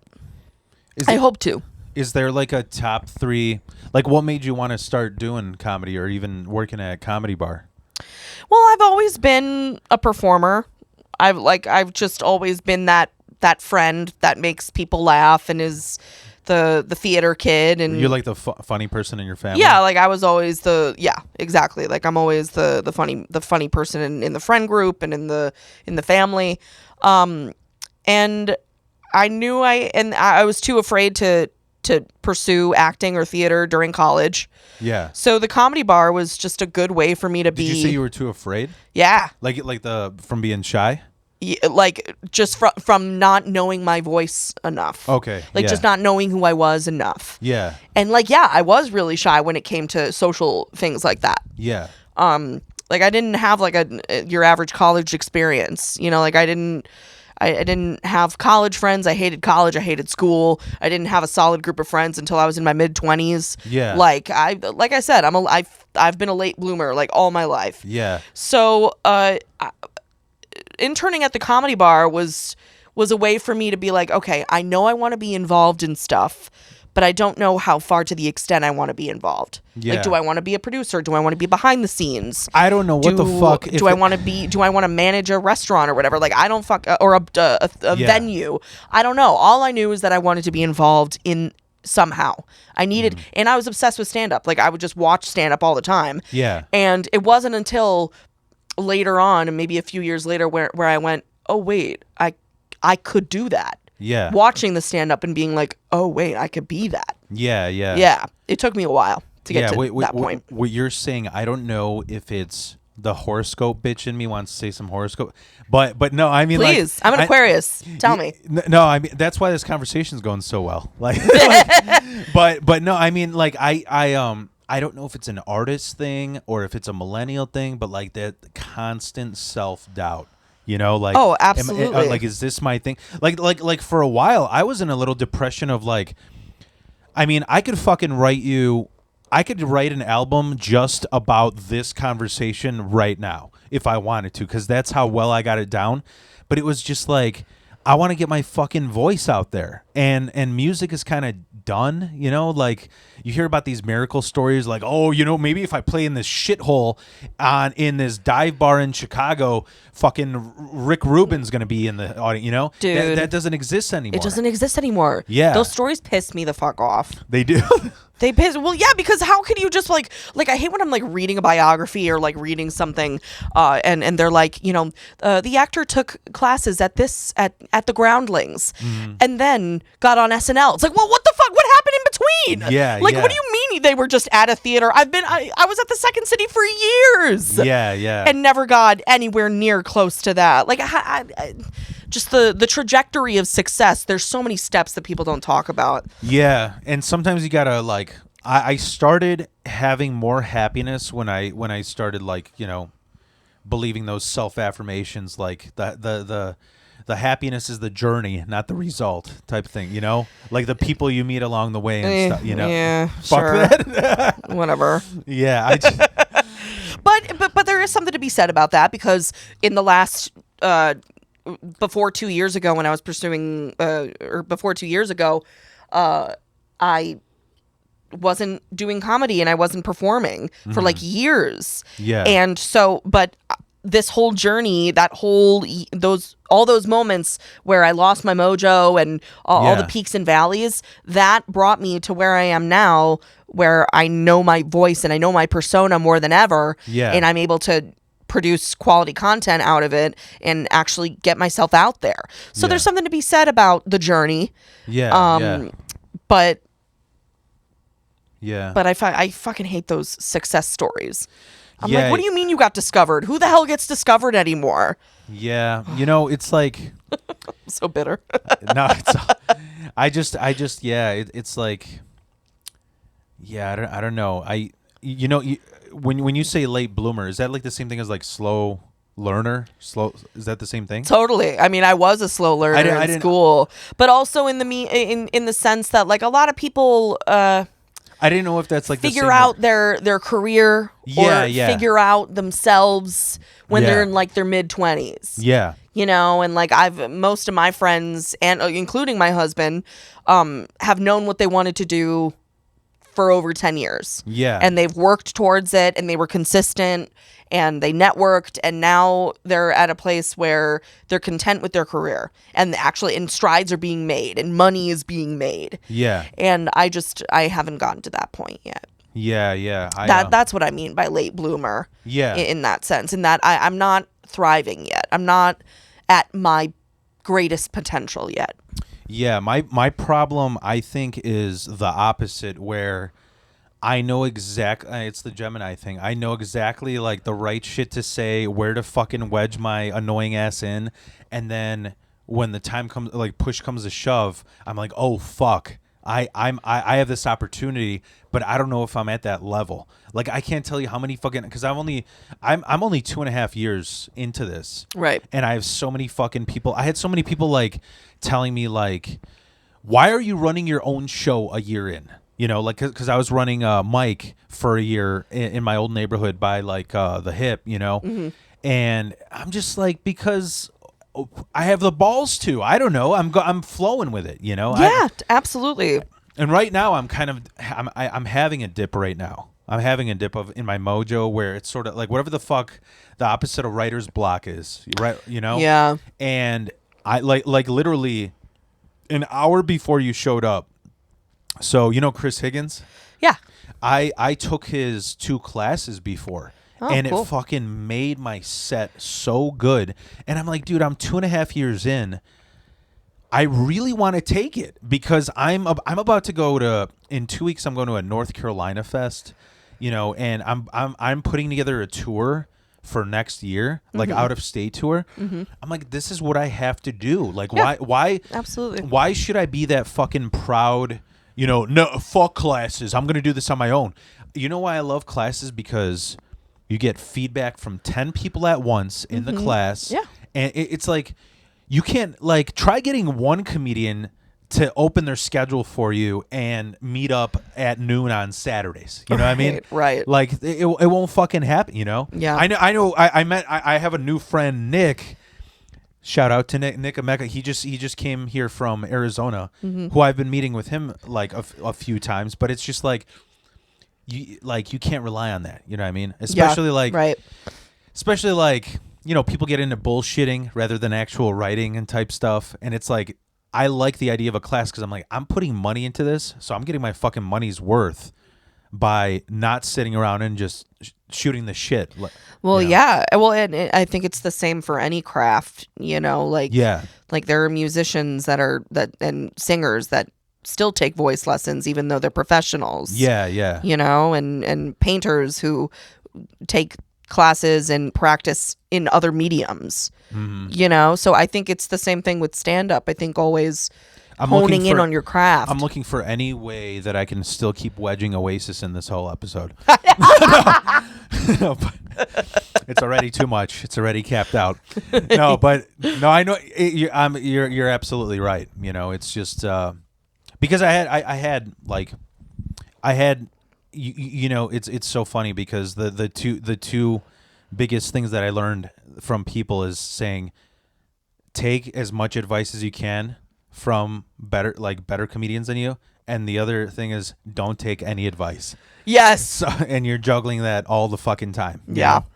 So I will say there was advice from not a local artist, but from Chapel Roan that I heard in a podcast recently that honestly has really helped me. yeah, And she was talking in regards to how to promote yourself and how to get out there and make it happen. And she was like, you have to be cringe. Like you have to do it. You have to act like you're already the star that you think you want to be. yeah, You know, and I was like, that really helped me because for a long time I haven't been promoting as much on social media or like being as open with a persona as I wanted because I thought that it was disingenuous, or I thought that it was fake, or I thought that it was like just cringe. yeah, But once I heard that, I started to let go of my own judgment for myself. yeah, And I was like, you know what? I'm gonna do a photo shoot, yeah, and I'm gonna, be strong in my persona, yeah, and fake it till I make it. And it's honestly helped. yeah. It's helped. Yeah. So I got to that age. How old are you? 32. Okay, I'm 37. I can't fucking believe. But I got to that age where I'm just like I'm just fucking setting boundaries everywhere I fucking can. Like you need to know what you want because there's just so many fucking things that like I even had people tell me they're just like, dude, like with your whole fucking thing, you're not going to be able to get booked as many places. And I'm just like, well, I'm not going to fake this pretty white boy, like 20 fucking Joe Rogans. Or you know what it is now is I can't tell you how many people Shane Gillis copies I see now. Oh, you know yeah. what I mean? Oh, God, and yeah. Shane Gillis is great. I love him. I think he's hilarious. But Yeah. it's just like I like I'm gonna be myself. I'm gonna you know Yeah. what you know what you know. And as long as the jokes are good, then who the fuck cares? Yeah. Like, it doesn't matter if whatever your shtick is, whatever Yeah. your like persona is. If the jokes are good, then you're gonna get booked. Yeah. I remember I was at a mic, and before the mic we were shooting the shit on the patio, and everybody, like all the comedians or whatever, like just riffing. And I remember there was a guy who we were doing a roast for him, and he was just getting real fucking drunk, and he started doing impressions of everybody, just ripping on him. And I go, "Are you gonna do me?" And he's like, "Phil, there's fucking nobody like you. I can't." He's like, he's like, "You're the human embodiment of Oakley sunglasses. That's you, you know." Like On backwards. yeah. And I'm like, pit vipers, bro. But yeah, I was like, it was funny because he was like trying to roast me. I'm just like, that's kind of a good thing to fucking have. And my buddy Nick told me that recently, is like, he goes, Phil, because I kept thinking, I'm just like, dude, maybe I should just dress plain, chop off the mullet and shit. And he's like, dude, don't ever fucking do that. No. Be yourself. But he told me, he's like, what you got to do is, and what my problem is, I take too much fucking like of my trauma, and it's too cringy. Like people are like, this guy needs help, rather than it's funny, Yeah. And I realized that it's true. It's like because I am like, there's that joke that too many men do everything to avoid therapy. Yeah. And I'm just like, it is kind of therapy, but Nick gave me some good advice. He was like, you need to, where's the silly rather than where's the anger, Oh, right. Absolutely. Because especially silly. It's silly, not, so underrated. yeah, To just be silly, yeah, stupid. yeah. Yeah. And I just and for a long time too is like, I don't know if it's like, I don't want to call it like, I don't want to say I do like race-based comedy sometimes, but anything that I'm like, this is controversial and these people don't have the balls to talk about it, but I do. I'm like, why not use that potential? But you got to make it funny. Well, You right, gotta exactly. fucking make That's it funny. Yeah, it just has to be know? funny. So, like, I mean, like, Yeah, I'm not even gonna go into it, but there's just so many topics where it's like it's untouchable, and Yeah. it's like, but you can make it, you can make Nothing's it funny. untouchable if it's funny. Yeah, Like I think anything could be a joke. yeah. Like I've been working on this thing that I've been trying to talk about, like about how like what happens when you grow up in a house where there is domestic abuse, and it's like what happens is you start to believe WWF is real. So it's like, Mom, why do you keep losing? Why do you keep? Who's throwing these matches? Yeah. I love wrestling. You do? I've fallen in love with wrestling this year. My husband introduced me to it. And I've even worked pro wrestling into a bit of mine. Oh, nice. And it's, oh man, I love wrestling. Have you ever ran into Lucia? Do you know who Lucia is? Oh, she's the producer of Ladylike, right? No, she Lucia Whalen? No, Lucia Tuman. Oh no. She came. She's a friend of mine that she came here from L.A. She got out of a bad relationship, and she's an actual wrestler. Oh, cool. And she runs a wrestling show at Magoo's now. Shout out to Lucia, but Magoo's, okay. yeah, a lot of people stayed away from that place because there's some shadiness, but she's doing a good show there. But and my other buddy Vox, shout out to Vox. He just toured with I don't know if you know who Al Snow is. Yeah. Yes. Yeah. Of the Ohio Valley Wrestling. Yeah. Yep. Yeah, he just did a tour with them. Oh, that's so cool. And I actually, love that documentary, by the way. The Wrestlers? The wrestler. Yes. Yeah. So good. So the guy that is a co-owner of it. His name's David Hero. I don't know if you've seen him on there, but my buddy Vox is they made a documentary about him, and they're releasing it, and there's a film festival that's gonna be in Wisconsin. That's cool. And they just I just went to the Q&A. They had a Q&A at the fucking the con at the Rosemont. Cool. Like the I don't know. There's so many cons. Yeah, there's one of the cons. Yeah, but we went over there, and it's really fucking awesome. Dude, that's cool. I gotta watch that documentary. Yeah, I know all the old shit, just the WWF '90s crap. I don't know anything. I don't know anybody past like 2000. Yeah, yeah. But I was really into it. But yeah, we just watched the Iron Claw recently. Yeah, my husband and I too, and I've watched all the episodes of Dark Side of the Ring. Yeah, and yeah, all that good stuff. Nice. We actually started watching WoW a little bit. It's streamable. The Women of Wrestling. Okay. And that was really fun. Nice. The Beast. The Beast. I just heard. Yeah, she's. Oh my God. She's awesome. Yeah. Yeah. Oh man, I'm just like obsessed with my. Do you want to become a wrestler? Dude, I would love to be a wrestler, honestly. Like but I don't think I could hack it like body wise. I know that I would just like do something bad, slip a disc, break my neck. I know that I'm a spaz. That shit fucks you up. It fucks you up. I couldn't deal with it. It fucks you up so like. And also like the politics of who's gonna win the match. Yeah. Whose time is it to shine? Mm-hmm. Like that shit is cutthroat. And there's I don't know if I can handle it. Yeah, and there's a lot of ball busting in between, like hazing and shit. Yeah, so, I don't know if I could handle it. Yeah. But the personas of it, the theatrics of it, oh man, I love it. My bit is that pro wrestling is hetero drag. Yeah. Yeah, only so much more gay. Yeah. That's the bit that I've been doing recently. But yeah, dude, wrestling is so good. I remember being a kid and like playing it on Nintendo 64, and I was like when you do creative player and it's like, man, who's the biggest badass? Stone Cold. I'm like, and then when you create the player, like, a fucking grown man in black Speedos isn't that badass now that I think about it. I'm good, Right. But right. Yeah. And I love that pro wrestling is very much kind of like a white trash kind of a sport, or like, it's very, very white conservatives that live in Appalachia, they love wrestling, right? And, they're always like, God hates the guys, right? Yeah. And then they turn on pay-per-view and some wrestlers like, I'm coming hard in your ass, Yeah.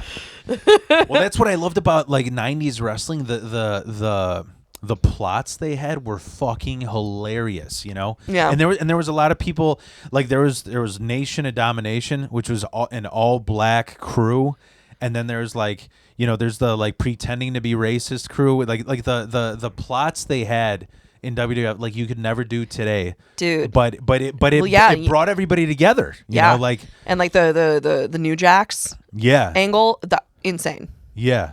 Insane. You're talking about New Jack from ECW, right? Yeah. With the scars on his yes, forehead? with the scars on his forehead, and when he was on that ladder with that other dude, and he Yeah. fucking threw him off the ladder. Oh, man. Yeah. Great, dude. Yeah. Oh, dude. Yeah.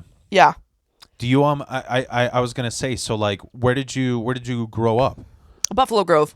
Buffalo, okay. Yeah. Did you go to Buffalo Grove High School? No, I went to Stevenson. Okay. In Lincolnshire. I was in that district. Okay. Yeah. Because I knew a friend who grew up in Arlington Heights, but he went to Buffalo Grove for some reason. Like, yeah.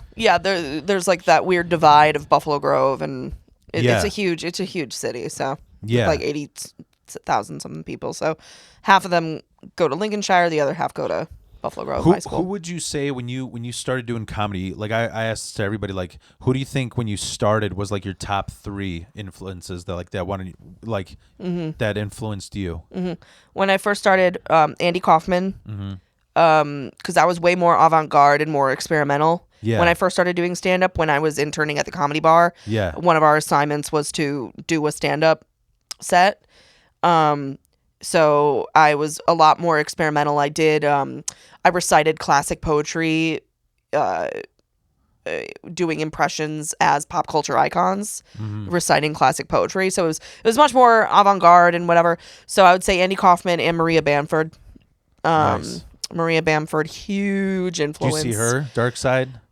I would love. Oh no, not yet. Oh yeah, that's not yet. But I know all about her. Yeah. I didn't been know following anything her about her. Yeah. So yeah, it was. I've been following her for quite some time. I watched Lady Dynamite and all that good stuff. Maria Bamford, Andy Kaufman, and Bill Hicks. Now that we're back on him, yeah, Bill Hicks was also good because he was so good at being philosophical, without being too preachy, or and he was actually funny. Like a non-Irish drunk George Carlin. Absolutely, yes, totally. Yeah. So I would say that those were my top influences. It kind of sucks that there isn't like a figure like that these days. It's all got to be set up, punch, set up, punch, set up, punch. Yeah, well, I'd say the closest we have to that is Dave Chappelle is the closest to that sort of philosophical, social activist kind of a or thing. Maybe like Louis Black. But then again, he's a fucking turf, so he's nothing like George Carlin. George Carlin would never say that shit that Dave Chappelle is like just blatantly preached. But yeah. What do you mean by that? I don't even know what turf means. Oh well, a turf is basically a turf is a woman who's against trans women. Oh. But his last couple Netflix sets were very, very anti-trans. As much as he wants to say it wasn't, it very much was. And the philosophy that he preached behind it, it was putting down a demographic. George Carlin would never put down a demographic. Yeah. He would in the sake of a good joke, but yeah. But yeah. Yeah. Who did you mention earlier? A minute ago? Oh, that Louis Black. He's kind of. Louis Black. Yeah. I don't know if he's around as much, but he's kind of like. I love him more as a character actor than as a stand-up. Yeah. Like I loved when he was in those early 2000s movies. Do you remember Accepted? Yeah. With Justin Long. Oh yeah. And Jonah Hill. Oh, that movie was so good. That like little period had so many like awesome movies. Like dude, like so good. Waiting. You remember? Waiting is one of my favorite movies of all time. Or fucking Employee of the Month. Oh my God! I guilty pleasure watched Employee of the Month last month. Yeah. Dax Shepard is so good in that. Yeah. But yeah, I am a sucker for those like shitty early 2000s movies. You know what I just rewatched that like never gets mentioned anywhere? Do you remember The Increasingly Poor Decisions of Todd Margaret? Oh, I know, but I know. Oh, with David Cross. Yeah. Yes. That was an IFC series. Yeah, that is my favorite like comedy TV thing. Yeah. Do you know what it's about? I forget. Remind me. I mean he's like David Cross plays like this really oafish like like very naive average Joe. Yes. And he gets talked into this pyramid scheme of energy drinks, and so they move him to England, and there's Right. just it's just he's just there's just so many dumb situations that are like it's Man, but where's he been? I don't know Is he just chilling? Yeah, probably Just sitting on Arrested Development royalties? Just yeah. having a good time? You know what's funny that I always got him mixed up with Paul Schlesinger. Do you remember him? He was in No. He's like another like bald guy with a gap in his teeth. And Oh yes, of course. He was in the league. yeah. And you know what's funny? I ran into him by chance in San Francisco, and I almost called him David Cross. I was just like, "Hey, can I take a picture of you? You're that guy from. You're that guy." You know. So, but yeah. That's a random comedy celebrity. Yeah. To me, yeah. that's funny. But I was like all dazzled because like growing up Midwest, you're like, oh, in California you probably run into fucking celebrities all the time. So that was the one celebrity that I ran into, Yeah. And then yeah, on that trip, the only other thing that this was so fucking awful. Do you know who Grandmaster Flash is? Yeah. The first rapper. Yeah. He put on a show together, but he's like 80-year-old decrepit, Right, yeah. and everybody's waiting for the one, the message, the one song. So it was sad. Like, Oh, poor guy. But it was fun. But I guess that's why legends die. yeah, Because if they didn't, they'd be these old crotchety dudes that we wouldn't buy tickets for. I think about that all the time. Like, if John Lennon were still alive, like, would he be a successful musician still, or would he just kind of like fade away? Like, I think about that shit all the time. I personally can't stand the Beatles. So You're one of John the Lennon 50%. would fucking like. I feel like he would have a lot of dirt on him. Oh yeah, he would, right? Like, he'd probably get canceled for something as like a 70-year-old. He like beat the shit out of Yoko, right? Did he? I thought it was his first wife that he was abusive towards. Oh, I thought it was. That's what I heard. I don't know. Well, if anything, just the fact that there are these rumors in any case. But like, I think, like, literally, I think about that all the time. Like Selena Quintanilla Perez. Yeah. Like, what if she had survived and she thrived in the 90s, but then at 50-something years old, she just didn't do music anymore, and we never heard from her again. Yeah. I think about that shit all the time. When legends die young, they die with that legacy, and who knows what the hell could have happened. Could they have been like great and thriving decades later, or just what would Tupac think of mumble rap? Right. Like, what if Tupac survived and then he ended up producing the shittiest mumble rap ever nowadays? Like, and we lost all respect for him. Yeah. That's the shit that keeps me up at night, along with true crime. Do you remember that? Do you ever see that Family Guy where they like travel through time and it's like they see Kurt Cobain if he lived? No, I haven't seen that one. he's like 300 pounds and it's like live at the Budokan reaching Nirvana. Like yes, exactly. So, exactly. Yeah, but that Pisces would have never lived. No, but So you said you were saying the top three: Maria Bamford, Andy Kaufman, and Bill Hicks. No. When I was first starting out, sure. Do you think it changed now? Do you think it's definitely evolved sure, but not by much. You know what I notice a lot is like when I ask people that on here, their modern three, which I think is heartwarming to know, their modern three are like local comedians. Yeah. Right, exactly. Because that's cool. That's like it's like love for the community. Right, and for me, my influences now aren't actually stand up. Like I a lot of my influences are actors. Like Maya Rudolph is. She doesn't do stand up, but she is one of my biggest inspirations as far as just energy goes. She's SNL, right? Yeah, SNL. Yeah, she's the one who does Kamala, right? Yeah. Kamala. Koala Harris for president. Yeah. Maya Rudolph is one of my biggest influences as far as energy on stage. Yeah. The energy you carry, the connections that you have with the audience. That's what influences me more so is people who have really good stage presence. Mm-hmm. Yeah. Who else do you think like top 3 now? Do you have any? Oh boy. Do you have any locals you want to get shout out to? Well, I'm very immersed in the drag scene. So honestly, there a lot of drag performers influence me as well.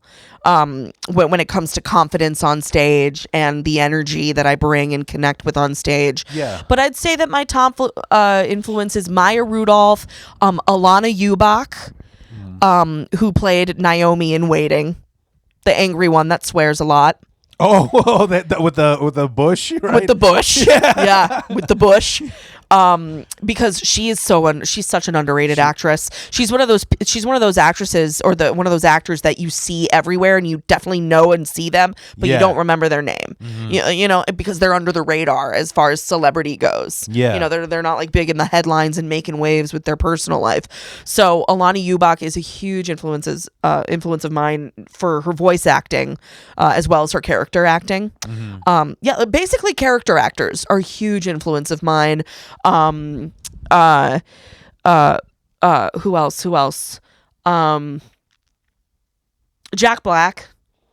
I like Jack Black. Again, he's not a stand-up, but just his energy. Yeah, he's funny as hell. He's funny as fucking hell. I still love School of Rock. Oh my God, he's a legend. Yeah.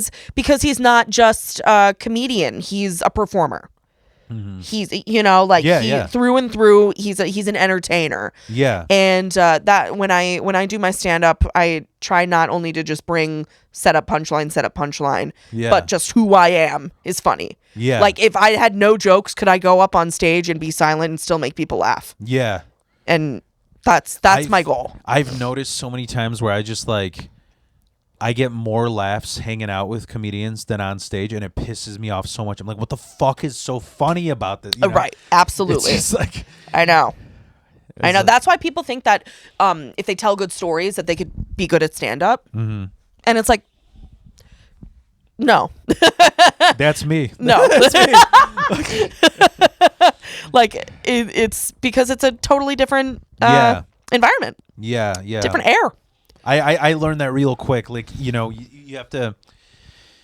I did it ass backwards, but it was like, you know, if you're gonna do this, it's gonna be really fucking hard, and you gotta accept that now. But you can write out the story, but then you gotta sprinkle it with punches, you know, and that's right. So. Right. Exactly.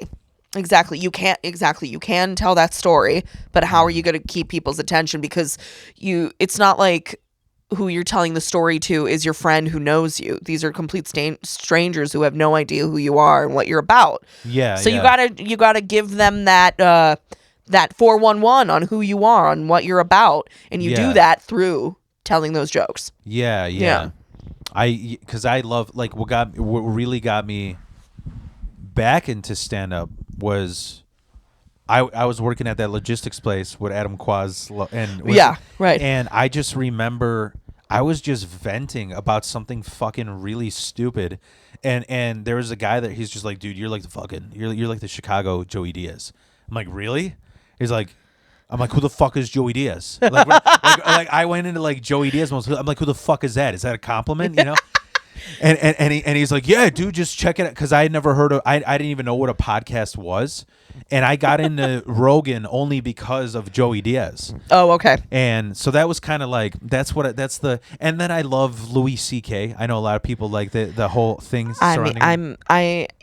It's a shame. It really is, because he was one of my biggest influences too. Yeah. Just the way that he was able to connect. Yeah. On another level, and just the little things that he would do, the little sounds that he would make would just be hilarious. Yeah.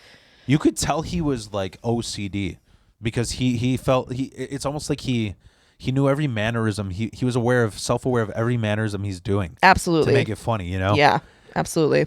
So, and the other funny thing is, like, his appearance gave in to his comedy, because he looks like a asshole old man, you know? Right? Yeah. Like that's the thing I was thinking about. I'm like, you know, that's why I wanted to start dressing plain, because I'm like, what if somebody like that went on stage looking like that? Would it be a distraction? You know, would it take away from the right? I don't know.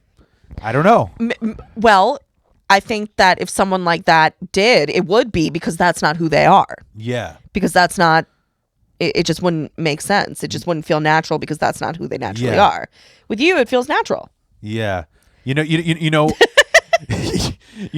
while I was working there, Winslow, I was talking to Winslow about, cause he was already like, opening for Kyle Kinane and shit. And I was asking him, like, I didn't go into stand up yet. I was deathly afraid of going on stage. I was deathly afraid. And I asked him, like, can you please give me advice, any advice, which is the worst thing you want to hear from an open micer. Give me advice. Give me some pointers, you know? Yeah. And he told me, he goes, Phil, write about how all the things that you think are a like you're a pussy for. I'm like, why? He's like, because you're a scary looking person. You know, he's like, people do, and that's one of the things that I learned real quick is like, you know, when you're in a band, it's all about, look at how fucking cool I am. Look at all this flex, you know. People don't want to see somebody who's cool on stage. You know, it's not about that. Yeah. I was just listening to a podcast about how fucking T.I., the rapper, tried doing stand-up, and he's just up there, so I fucked this bitch. Oh, right, exactly. And everyone's like, there's nothing funny about it. Like, you know, this is, you know what it reminds me? Wait, T.I. tried stand-up. That's so funny. Yeah. I gotta watch that. Yeah. You know what it reminded me of? So after I read the Satanist books that I need for the next year, I was really interested in Latin Kings. So I read it was called My Bloody Life, and it was just a diary of a Latin king. But it's like one of those things that didn't age well, because when you're a kid, you're like, this is cool. And then I read it again. I'm like, this is just bragging about every fucking person you killed and got away with it. You know, like this is a circle jerk. You know, right. So, but. I want so like what do you do these days? You run the Take a Shot. I run the Take a Shot open mic, and I'm just trying to, you know, get myself out there as much as I can outside of Chicago, in the suburbs as well as outside of Illinois. How long have you been doing Take a Shot for? 2 years. 2 years, nice. 2 years, almost 2.5 years, I'd say. That's awesome. I can't believe how it's well received this mic is. Exactly. That it fucking the plane took off. Yeah, you know? like it's because like people have said it's become one of their favorite mics in the city and one of the most popular mics in the city, and my turnout this summer has been great. It's fucking awesome. Like pretty much a full list every single week. Yeah. And which is what, 40 people? I cap at 30. 30, okay. Yeah, so I usually get up to anywhere from 25 to 30 people every week, which is really great. And I am very proud of the diversity that we have there. And it's really cool. And because I'm a fucking noob and I have no idea. So you take a shot before you do your set? Yeah, before, during, or after. Okay. Or but if you're sober or if you don't drink, that's totally fine. You can challenge someone to take a shot for you. Take a shot of Tabasco, like if you're a recovering addict or something. No, you just challenge someone to take your shot for you. Oh, okay. Yeah, like another comic or an audience member or a judge or me. Have you taken those cicada Malort shots? Have you tried those? No. No, you didn't. I'm pretty sure that restaurant got shut down before anyone could really have that much of a chance. They got in trouble afterwards. Yeah. I tried some cicadas though. I did that. I would try a cicada. It tasted just like shrimp. Really? Yeah. I'm telling you, like. Wait, but was it like crispy and fried? Yeah. So what I did is I made a video on it on my Instagram where, like, because I read all about, I'm like, how do you do this properly so I don't die of some virus, you know? and you basically, you can fry them however you want. So I like caked them like fries in flour, and then you put whatever seasoning. I put garlic salt, you know? And you know the weirdest thing is when you throw them in the oil, they buzz louder. So it sounds like a taser going off. Oh. I Wait, you throw them in live? Yeah, I mean, I wouldn't know how to kill him. Like, what do you just mash the head? Like, yeah, I throw him in live. Yeah. Oh, that's awful. I mean, I thought bugs don't have feelings. I don't know. You know, I have a bit that I wrote about that, about how Okay. how Americans, they're just like, look at that fish, it ain't got no feelings, throw it in alive. Why doesn't it have feelings? Look at it's ugly as fuck. And I'm like, well, I wish we could do that to my aunt then, like. But but but yeah, it tasted like it was fucking crazy, because obviously I was like grossed out at first, but then when I realized how it tasted like shrimp, I just looked outside and I was like, that's free shrimp. That's 1,000 free shrimp on this tree, like, but yeah, but I will say it tasted like shitty shrimp. So it tasted like Spoiled 2-day shrimp. old, like not necessarily spoiled, but like Red Lobster shrimp. Yeah. Yeah. Like the shit, or like it's been frozen. Yeah. So, but I was like, what do they say that it happens every 9 years? I'm like, I have to fucking do this. Isn't it like every 17 years? Yeah. I didn't. It's like even longer. Yeah. So I didn't know. So I wanted to say, like, so we talked. I want to know, like, how did you? What? How was your family life like when you grew up? Like, I joke and say that I had such a good childhood that I don't really remember it. Like I had such a good childhood. It wasn't until I hit my my teens that shit really hit the fan. did you say you were half Italian, half Jewish? Yeah. And did either go over the other? Well, yeah, I went to Jewish overnight camp for 10 years. Okay. So I was much more culturally in tune. Is that like grammar school? No, it's like well, I didn't go to Hebrew school or anything like that. I grew up very secular. Yeah. Because my parents aren't religious. But overnight camp is just where the Jews go to just bond with other Jews. Okay. Because it's very rare that Jews grow up around a lot of other Jews. Okay. So overnight camp was just a place for me to just be social. And honestly, like I said, my teen years were a fucking shit show. So going to overnight camp was an escape for me. And it was really the only place that I had friends. And honestly, cool. Overnight camp was where I found out that I am a performer, because I made everyone laugh. Yeah. I was the funny girl. Yeah. I was the one you went to for jokes and for bits. And I thought all Jews were funny. No, I'm just... that's sadly a myth. It's a myth. It's a myth. It's a myth. There's so many unfunny Jews.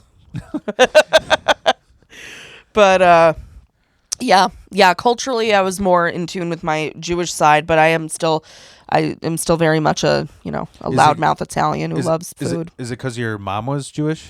Yeah, my mom's Jewish. Okay, and my dad's Italian Catholic. Okay, and did you do like did you learn? You didn't learn like Yiddish or Italian or anything like? I know a little bit of Yiddish and I know a little bit of Italian. Just words here and there. When I go to Italy, like I went to Sicily last year, and is that where your family's from? My Italian side is my grandfather's from Venice, and my grandmother's side is from Sicily. Okay. So I got a little bit of both the northern and southern side of Italy. But we visited Sicily, and I picked up, like, I swear, if I spent a few more months there, I would have been fluent. Especially when I got drunk. Yeah. One night I got drunk, and we were with our cousin who doesn't speak English. Yeah. And one night I got drunk off wine, and I was talking to her in Italian about my husband and I's journey getting his green card. Yeah. Like I said words and sentences that I don't understand how I was able to carry that conversation. That's a bit right there. Did you ever get so drunk you just started ranting in Italian? Like I was just telling her, I was like, getting the green card is just so difficult, and all in Italian. Yeah. And I was like, holy shit. Say it right now. I want to see what it sounds like. I couldn't even remember because I'm not drunk. It's hilarious. I couldn't even tell you. But yeah. Did you ever do the birthright thing? You know that I did. That's where I got bat mitzvahed. I got bat mitzvahed in Jerusalem. Oh, that's cool. Like a feet away from the Western Wall. How was that? It was whole really experience? Cool. I loved Israel. Yeah, I did. I loved it. I mean, I know that I'm pro free Palestine. By the way, I want to make that clear. Yeah. Absolutely. You can talk about that if you want, or you're not. Or Yeah, can well, edit I mean, out, there's whatever. really not much for me to say Yeah. besides what the IDF is doing is fucking insane. And what America is doing to fund that is even more bonkers. It's disgusting, and I'm totally for freeing of the Palestine people, and I do not agree with what Israel's doing right now. But when I say I loved Israel, I'm obviously not talking about the fucking armed forces there. Yeah. I'm talking about the culture, the people, I the love food. Israel, only the armed forces. Only part. Whenever Everything I else- saw soldiers, I was like, yes, America, and they were like, America. I loved Israel. There was this one city called the City of Jewish Mysticism called Tzvat. Tzfat, Tzvat.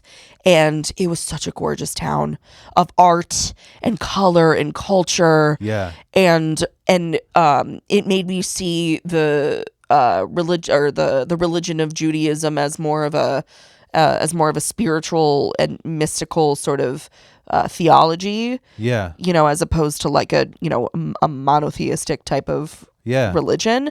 So I had a really, really great time at my birthright trip. I consider it a privilege for me to have been able to do it Yeah. at that time.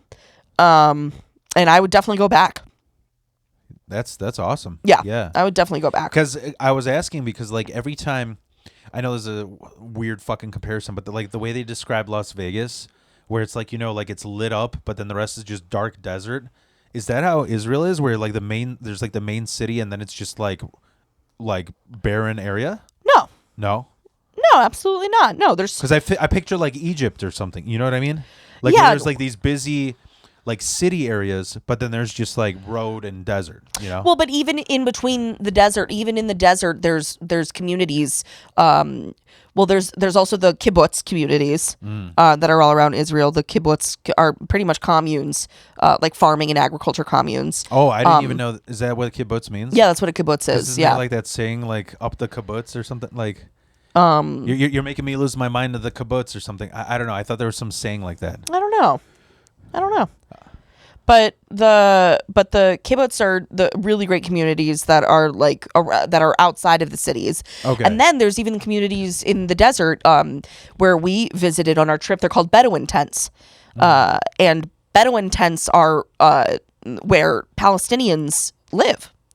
And so we got to meet actually a lot of really awesome Palestinians on our trip. And actually the best food I ever had on that trip was at the Bedouin tents. Oh, cool. And they're these big, gorgeous tents in the middle of the desert, and you sleep on mats and pillows and blankets, and you eat, you eat sitting down, Yeah. and it's a really great community. In Really great Chicago, communities. They're called the bedwetting tents. And Yes. they're under the highway. Yes, absolutely. The bedwetting tents. But And so that was really cool. But yeah, no, I would say, and there's also a lot of vineyards in Israel too. So even in the desert, there's a lot of beautiful vineyards awesome. in between cities too. Cool. So yeah. Yeah, I'm such a fucking cheap Polak, dude. I took that 23andMe, and it's Yeah. I'm like 2% Jewish, so I tried doing the birthright thing, and they literally emailed me like, "What do you think you're doing? like you need to be practicing this. You need to have I was like, I don't got money. Free trip to Israel, but yeah, it didn't.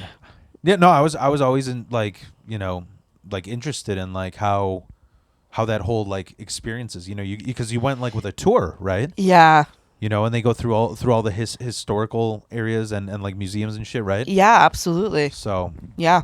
that's cool. It was one of my favorite trips ever, for sure. Did you you said you went to Italy like you went there several times then? I've only been to Italy twice. No, Okay. 3 times. And your father's family, do you see them and do you communicate with them? Well, not often, but I knew a lot about my Italian side of the family, and I have this cousin. She is my age and she's a dancer, and she travels all around the world, and just being a dancer, just being like a badass Italian dancer. Awesome. I know, she's so cool. That's cool. I know, I'm so jealous. You know why I'm asking? Because like I have a shit ton of family in Poland, and I have a cousin in England. Yeah. And like I just always thought it was funny that they would always, especially when my mom was alive, because my mom my whole family was entrepreneurs. Like I had so many business owners. Like it's kind of is that rags to riches type shit, because I grew up in like an apartment full of like 20 refugee Polacks, you know, when it was really bad, to like my mom she was an interior designer, so she was an Aquarius. But, Oh yes. and so she would she did one of Oprah's apartments. She did, you know, one of Mike Ditka's places. Like and so she made a good amount of money for herself. But my family from Poland would always be like, "Why don't you guys come and visit?" I'm like, "Bitch, fucking come over here." Yeah, like, yeah. Why don't you guys ever come here? You know, like, but you know, I don't know, but well, my grandfather's from Venice, and we still have family in Venice. yeah, We don't have family in Sicily, but my great grandparents are from there, and we got to visit the hometown of Alimena. That's where they're from, and so I know a lot about my family's history and a lot of our family tree, and I'm very close with that. So I feel very blessed to be able to know that. But we don't keep in touch much with our Venetian relatives. okay. Unfortunately, because they're all very old. You don't have family in Israel though, right? I don't know. No. So where does like Actually, wait, I do. My cousin lives in Israel. Oh, okay. He's not Israeli, but he does live in Israel. Okay. Yeah. Is he having a tough time right now? Like, I don't know. oh shit. I don't know. I don't keep in touch with him. Yeah, yeah. But that's and you know what? It's like in the back of your mind, you're like, should I be feeling guilty for this? But it's like some people No. just don't keep in touch, you know, like Well, yeah, no. Yeah, I mean, there's yeah. nothing to feel guilty for. We're just all living our lives. yeah, yeah. You know, and No, my brother is that way because like I was saying, my whole family passed away. right. So it was like he so insane. he got really like you know, he was like fiending to get in touch because that's all we got left. Well, we have my aunt here, but my aunt's a fucking bitch, dude. Like my aunt like shat on my mom to her grave, and now she's like in guilt mode, and so she like cut us off. Whoa. Like it's fucking because you know what happened? Like this is so fucking like this will show you the polar opposite of me and my brother. Like what happened is when my ma died, you know, a funeral costs a lot of fucking money, and we didn't my brother and we didn't have any fucking money. Like I've been living here 2 years longer than my marriage, so like I don't even remember how long we're married. So, but you know, I had just put the down payment on here. I'm paying mortgage. My brother just got a place in Bensenville. So like we didn't fucking, so we had to, like, even with a will, we had to start a GoFundMe for the funeral because wills take like 2 fucking years to go through, you know? Right. And my aunt, in revenge, like told everyone in Poland that we like made we like skimmed a charity out of my ma's funeral. Like, you know, like she wanted to let everyone know that we made like a fake GoFundMe, you know, to, like that we used only like 1% of it for the funeral and the rest we just like pocketed, you know. Oh my god. And the thing that made her go off was because I didn't even know that this was like I don't know if this is a Polish thing or like her delusional Polish mind thing. Right. Because she was under the impression that we were going to do like this fucking like Princess Diana funeral where there's like a minivan full of flowers. Mm-hmm. And we literally, like, my brother and I we're fucking shaken. Mm-hmm. So we don't know what to, so we asked the funeral director, we're like, what do we do? He's like, dude, honestly, those flowers last 20 minutes. Because it goes straight into the ground. Like, it's like everybody says their piece and then it goes straight into the ground. Yeah. So he's like, if you want something sentimental, what a lot of people do is they get a basket of roses and then they just like put one rose down. Yeah. So she got butthurt about that, and she sent it like all the people not all the people. Only one of my cousins went off on my brother, but nobody in Poland likes that cousin because she's like the one of those Polish slut chicks. Like, Yeah. she cheats on her husband all the time. She got all Botoxed up. He owns a trucking company, and she travels all the time just fucking around with dudes. And she, like, I remember she would send this shit, like, to my brother, like, so it turned so like, what happened to all your mom's money and all that shit, like. And my brother's like, we used it for the funeral. And I literally just got a green screen and just pretended I'm doing snow angels and money just to fucking piss her off, like so they know they can't fuck with me, Yeah. it's affecting my brother too much. Sure. So but anyways, I don't know, I think you about to wrap it up? Sure. Yeah. Yeah. I know. I don't even know what time is it. Yeah, it's 8. Oh wow! Perfect. Yeah, it Okay. goes by quick. I mean, I don't. It's up to you whenever you want. I didn't know if there was anything you wanted to mention, if anything you wanted to talk about. Like, No, it's up to you. no, I actually have to head out. Yeah. No, I don't have anything. Like I said, I'm doing North Carolina Fest. Fuck yeah! Woo! Yeah. I hope it's good. I accidentally signed up for it because I guess the South Carolina one is the one that's big. So I got the North and South. I'm like, I hope I do well because I'm kind of upsetting the booker. Like, they don't like my kind of humor. So we'll But see. they booked you anyway, though. Yeah. So Well, so prove them wrong. Prove to them why you deserve to be there. Fuck yeah. So that's good. Yeah, and I'm just dude, I'm so fucking happy because, like, you know what? Like, I don't know. This is one thing I wanted to mention before we end. It's like, I don't think I've ever, other than like my marriage, I don't think I've ever had something this consistent in my life other than comedy. You know what I mean? Yeah. Like, have you ever done anything? Like, No. I mean, No, besides my relationship with my friends and family and husband. Yeah. No. I mean, like, even when I like played music, it's sort of like I got to this point where I'm like, okay, I can kind of like finagle my way into a song. Yeah. Because you know what I was into is like, this is like what I don't. Have you ever heard the band Brian Jonestown Massacre? Yeah. Really? Yeah, I have. How the band. I don't know what the music is, but I definitely know that it's a band as well. Oh, okay. Yeah. Have you ever watched Boardwalk Empire? A little bit of it. They're the theme song. Oh, okay. Yeah. So they're sort of like what Brian Jonestown Massacre does is what they did is like every album they made was like themed on an inspiration of theirs.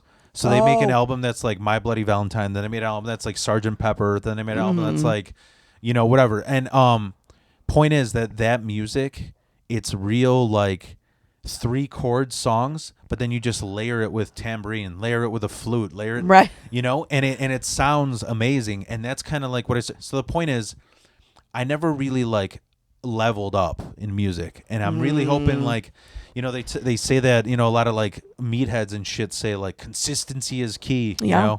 So I know that's why I hate the whole shoulda coulda woulda thing, but I do wish that I had been more consistent when I started interning at the Comedy Bar. I think that would have been a really good window for me. Yeah. But then again, maybe I would not be where I am today. Maybe I would have never met my husband. Like you just never know. So I stopped thinking about the shoulda coulda wouldas, and I start realizing that I'm here now and I'm killing it, and I'm gonna keep going. Yeah, you just gotta keep going. Yeah, you got your own show. I'm pretty sure all of Chicago knows who you are. Like, I wouldn't say that. I wouldn't say that. I'm still slept on. Chicago, but I mean, like in the comedy scene, Well, that's what I'm saying. I feel like I'm still slept on a lot, but that's okay. That's okay. Yeah. They'll wake up. Yeah, they'll wake the fuck up. Wake the fuck up. Yeah, and I'm transitioning into burlesque too.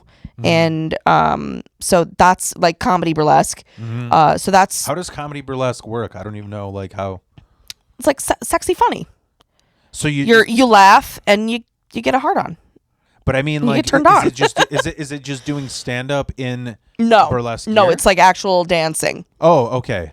Like dancing performance. I see playing what with you the mean. clothes. Yeah. teasing. It's almost yeah. like improv in burlesque, right? Absolutely. It's like it's like Lover's improv Lane and gear. dancing and a little bit of sketch, maybe, Yeah. you know, or character work. A lot of it's character work. Yeah. You pick a character and, you know, you do that shtick and you have a good time. That's Awesome. that's what I want to transition to. Yeah. Not fully. I still want to do stand up and I still want to act and do voiceover work. That my ultimate goal in life is to voice over a cartoon. That is fun. That's yeah. where I want to go. Yeah. In life. I wanted to do that. I almost wanted to do like impressions too, because I heard I heard somebody, I forgot who the fuck it was, but they said that if you're a musician first, impressions are so much fucking easier. Like the best impressions in the world play music because they can hear all the Right. little tedious sounds, Right. you know? And I can do some good impressions. I just don't know how to make it funny. Like Right. but Right. Well, I guess the first step is to just impersonate, like just write as them, yeah. and without forget about trying to make jokes. Yeah, yeah. Just write as them, impersonate as them, and then Yeah. the more material will come later. Well, that's awesome. You know Yeah. what I was going to ask too is because you said you were getting into drag. Have you ever gone to Helium? No, Or not Helium, Hydrate? maybe? hydrate. Yeah. Oh yeah. Hydrate, yeah. Absolutely. Mhm. My old best friend's mom has been like the #1 drag DJ for like 30 years. Fuck yeah. DJ Laura B. Do you know who that is? No. Oh, But okay. good for them. Yeah. She's been. I got into the whole drag world like in high school because of her like she'd be like, hey, do you guys want to go and see what a fucking drag show is like? Yes. Instead of getting drunk at some guy's house in high school, like, Right. Exactly. just like something. An That's adventure to go awesome. on, That's so cool. I wish I had been exposed to drag more when I was younger. I feel like my life would have it's totally an been interesting different. world, there's so much fucking art in yeah. Chicago, in the neighborhoods and everything that you could Yeah, drag is a huge influence for me, as far as comedy goes, as far as performance, character work, creativity, fashion, just all of it. It's a huge influence on me. And I'm not even like kissing ass, but like I've never met a drag queen that hasn't made me laugh. Oh yeah, Like yes. I think that there's not enough drag queens that do stand up, and I actually really want to be the one to help bridge the gap between drag queens in Chicago doing Yeah. stand up, because there's been some queens that I hang out with at my buddies who want to do more stand up, but they don't feel very accepted in the comedy scene or in the open mic scene, which is not surprising, because even queer people in general don't feel accepted in the comedy scene. But do you think that's because of past stuff? Because I think it's more accepting now. Oh, absolutely, it's more accepting, but It's just the but- feeling's still. but it's there. the feeling's still there, and it's still the fact that when you go to an average open mic, there's going to be majority cis white dudes there. Yeah. And then drag queens don't want to be around that shit. Rightfully so. It's fucking boring.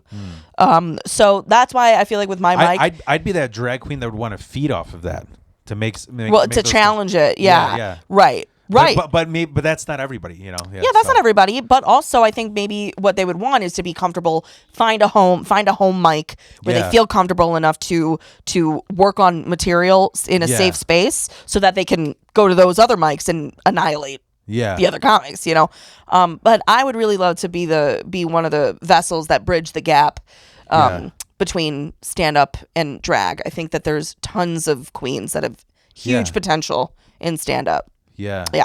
It's funny. I have a friend. You know who Alex Wilson is?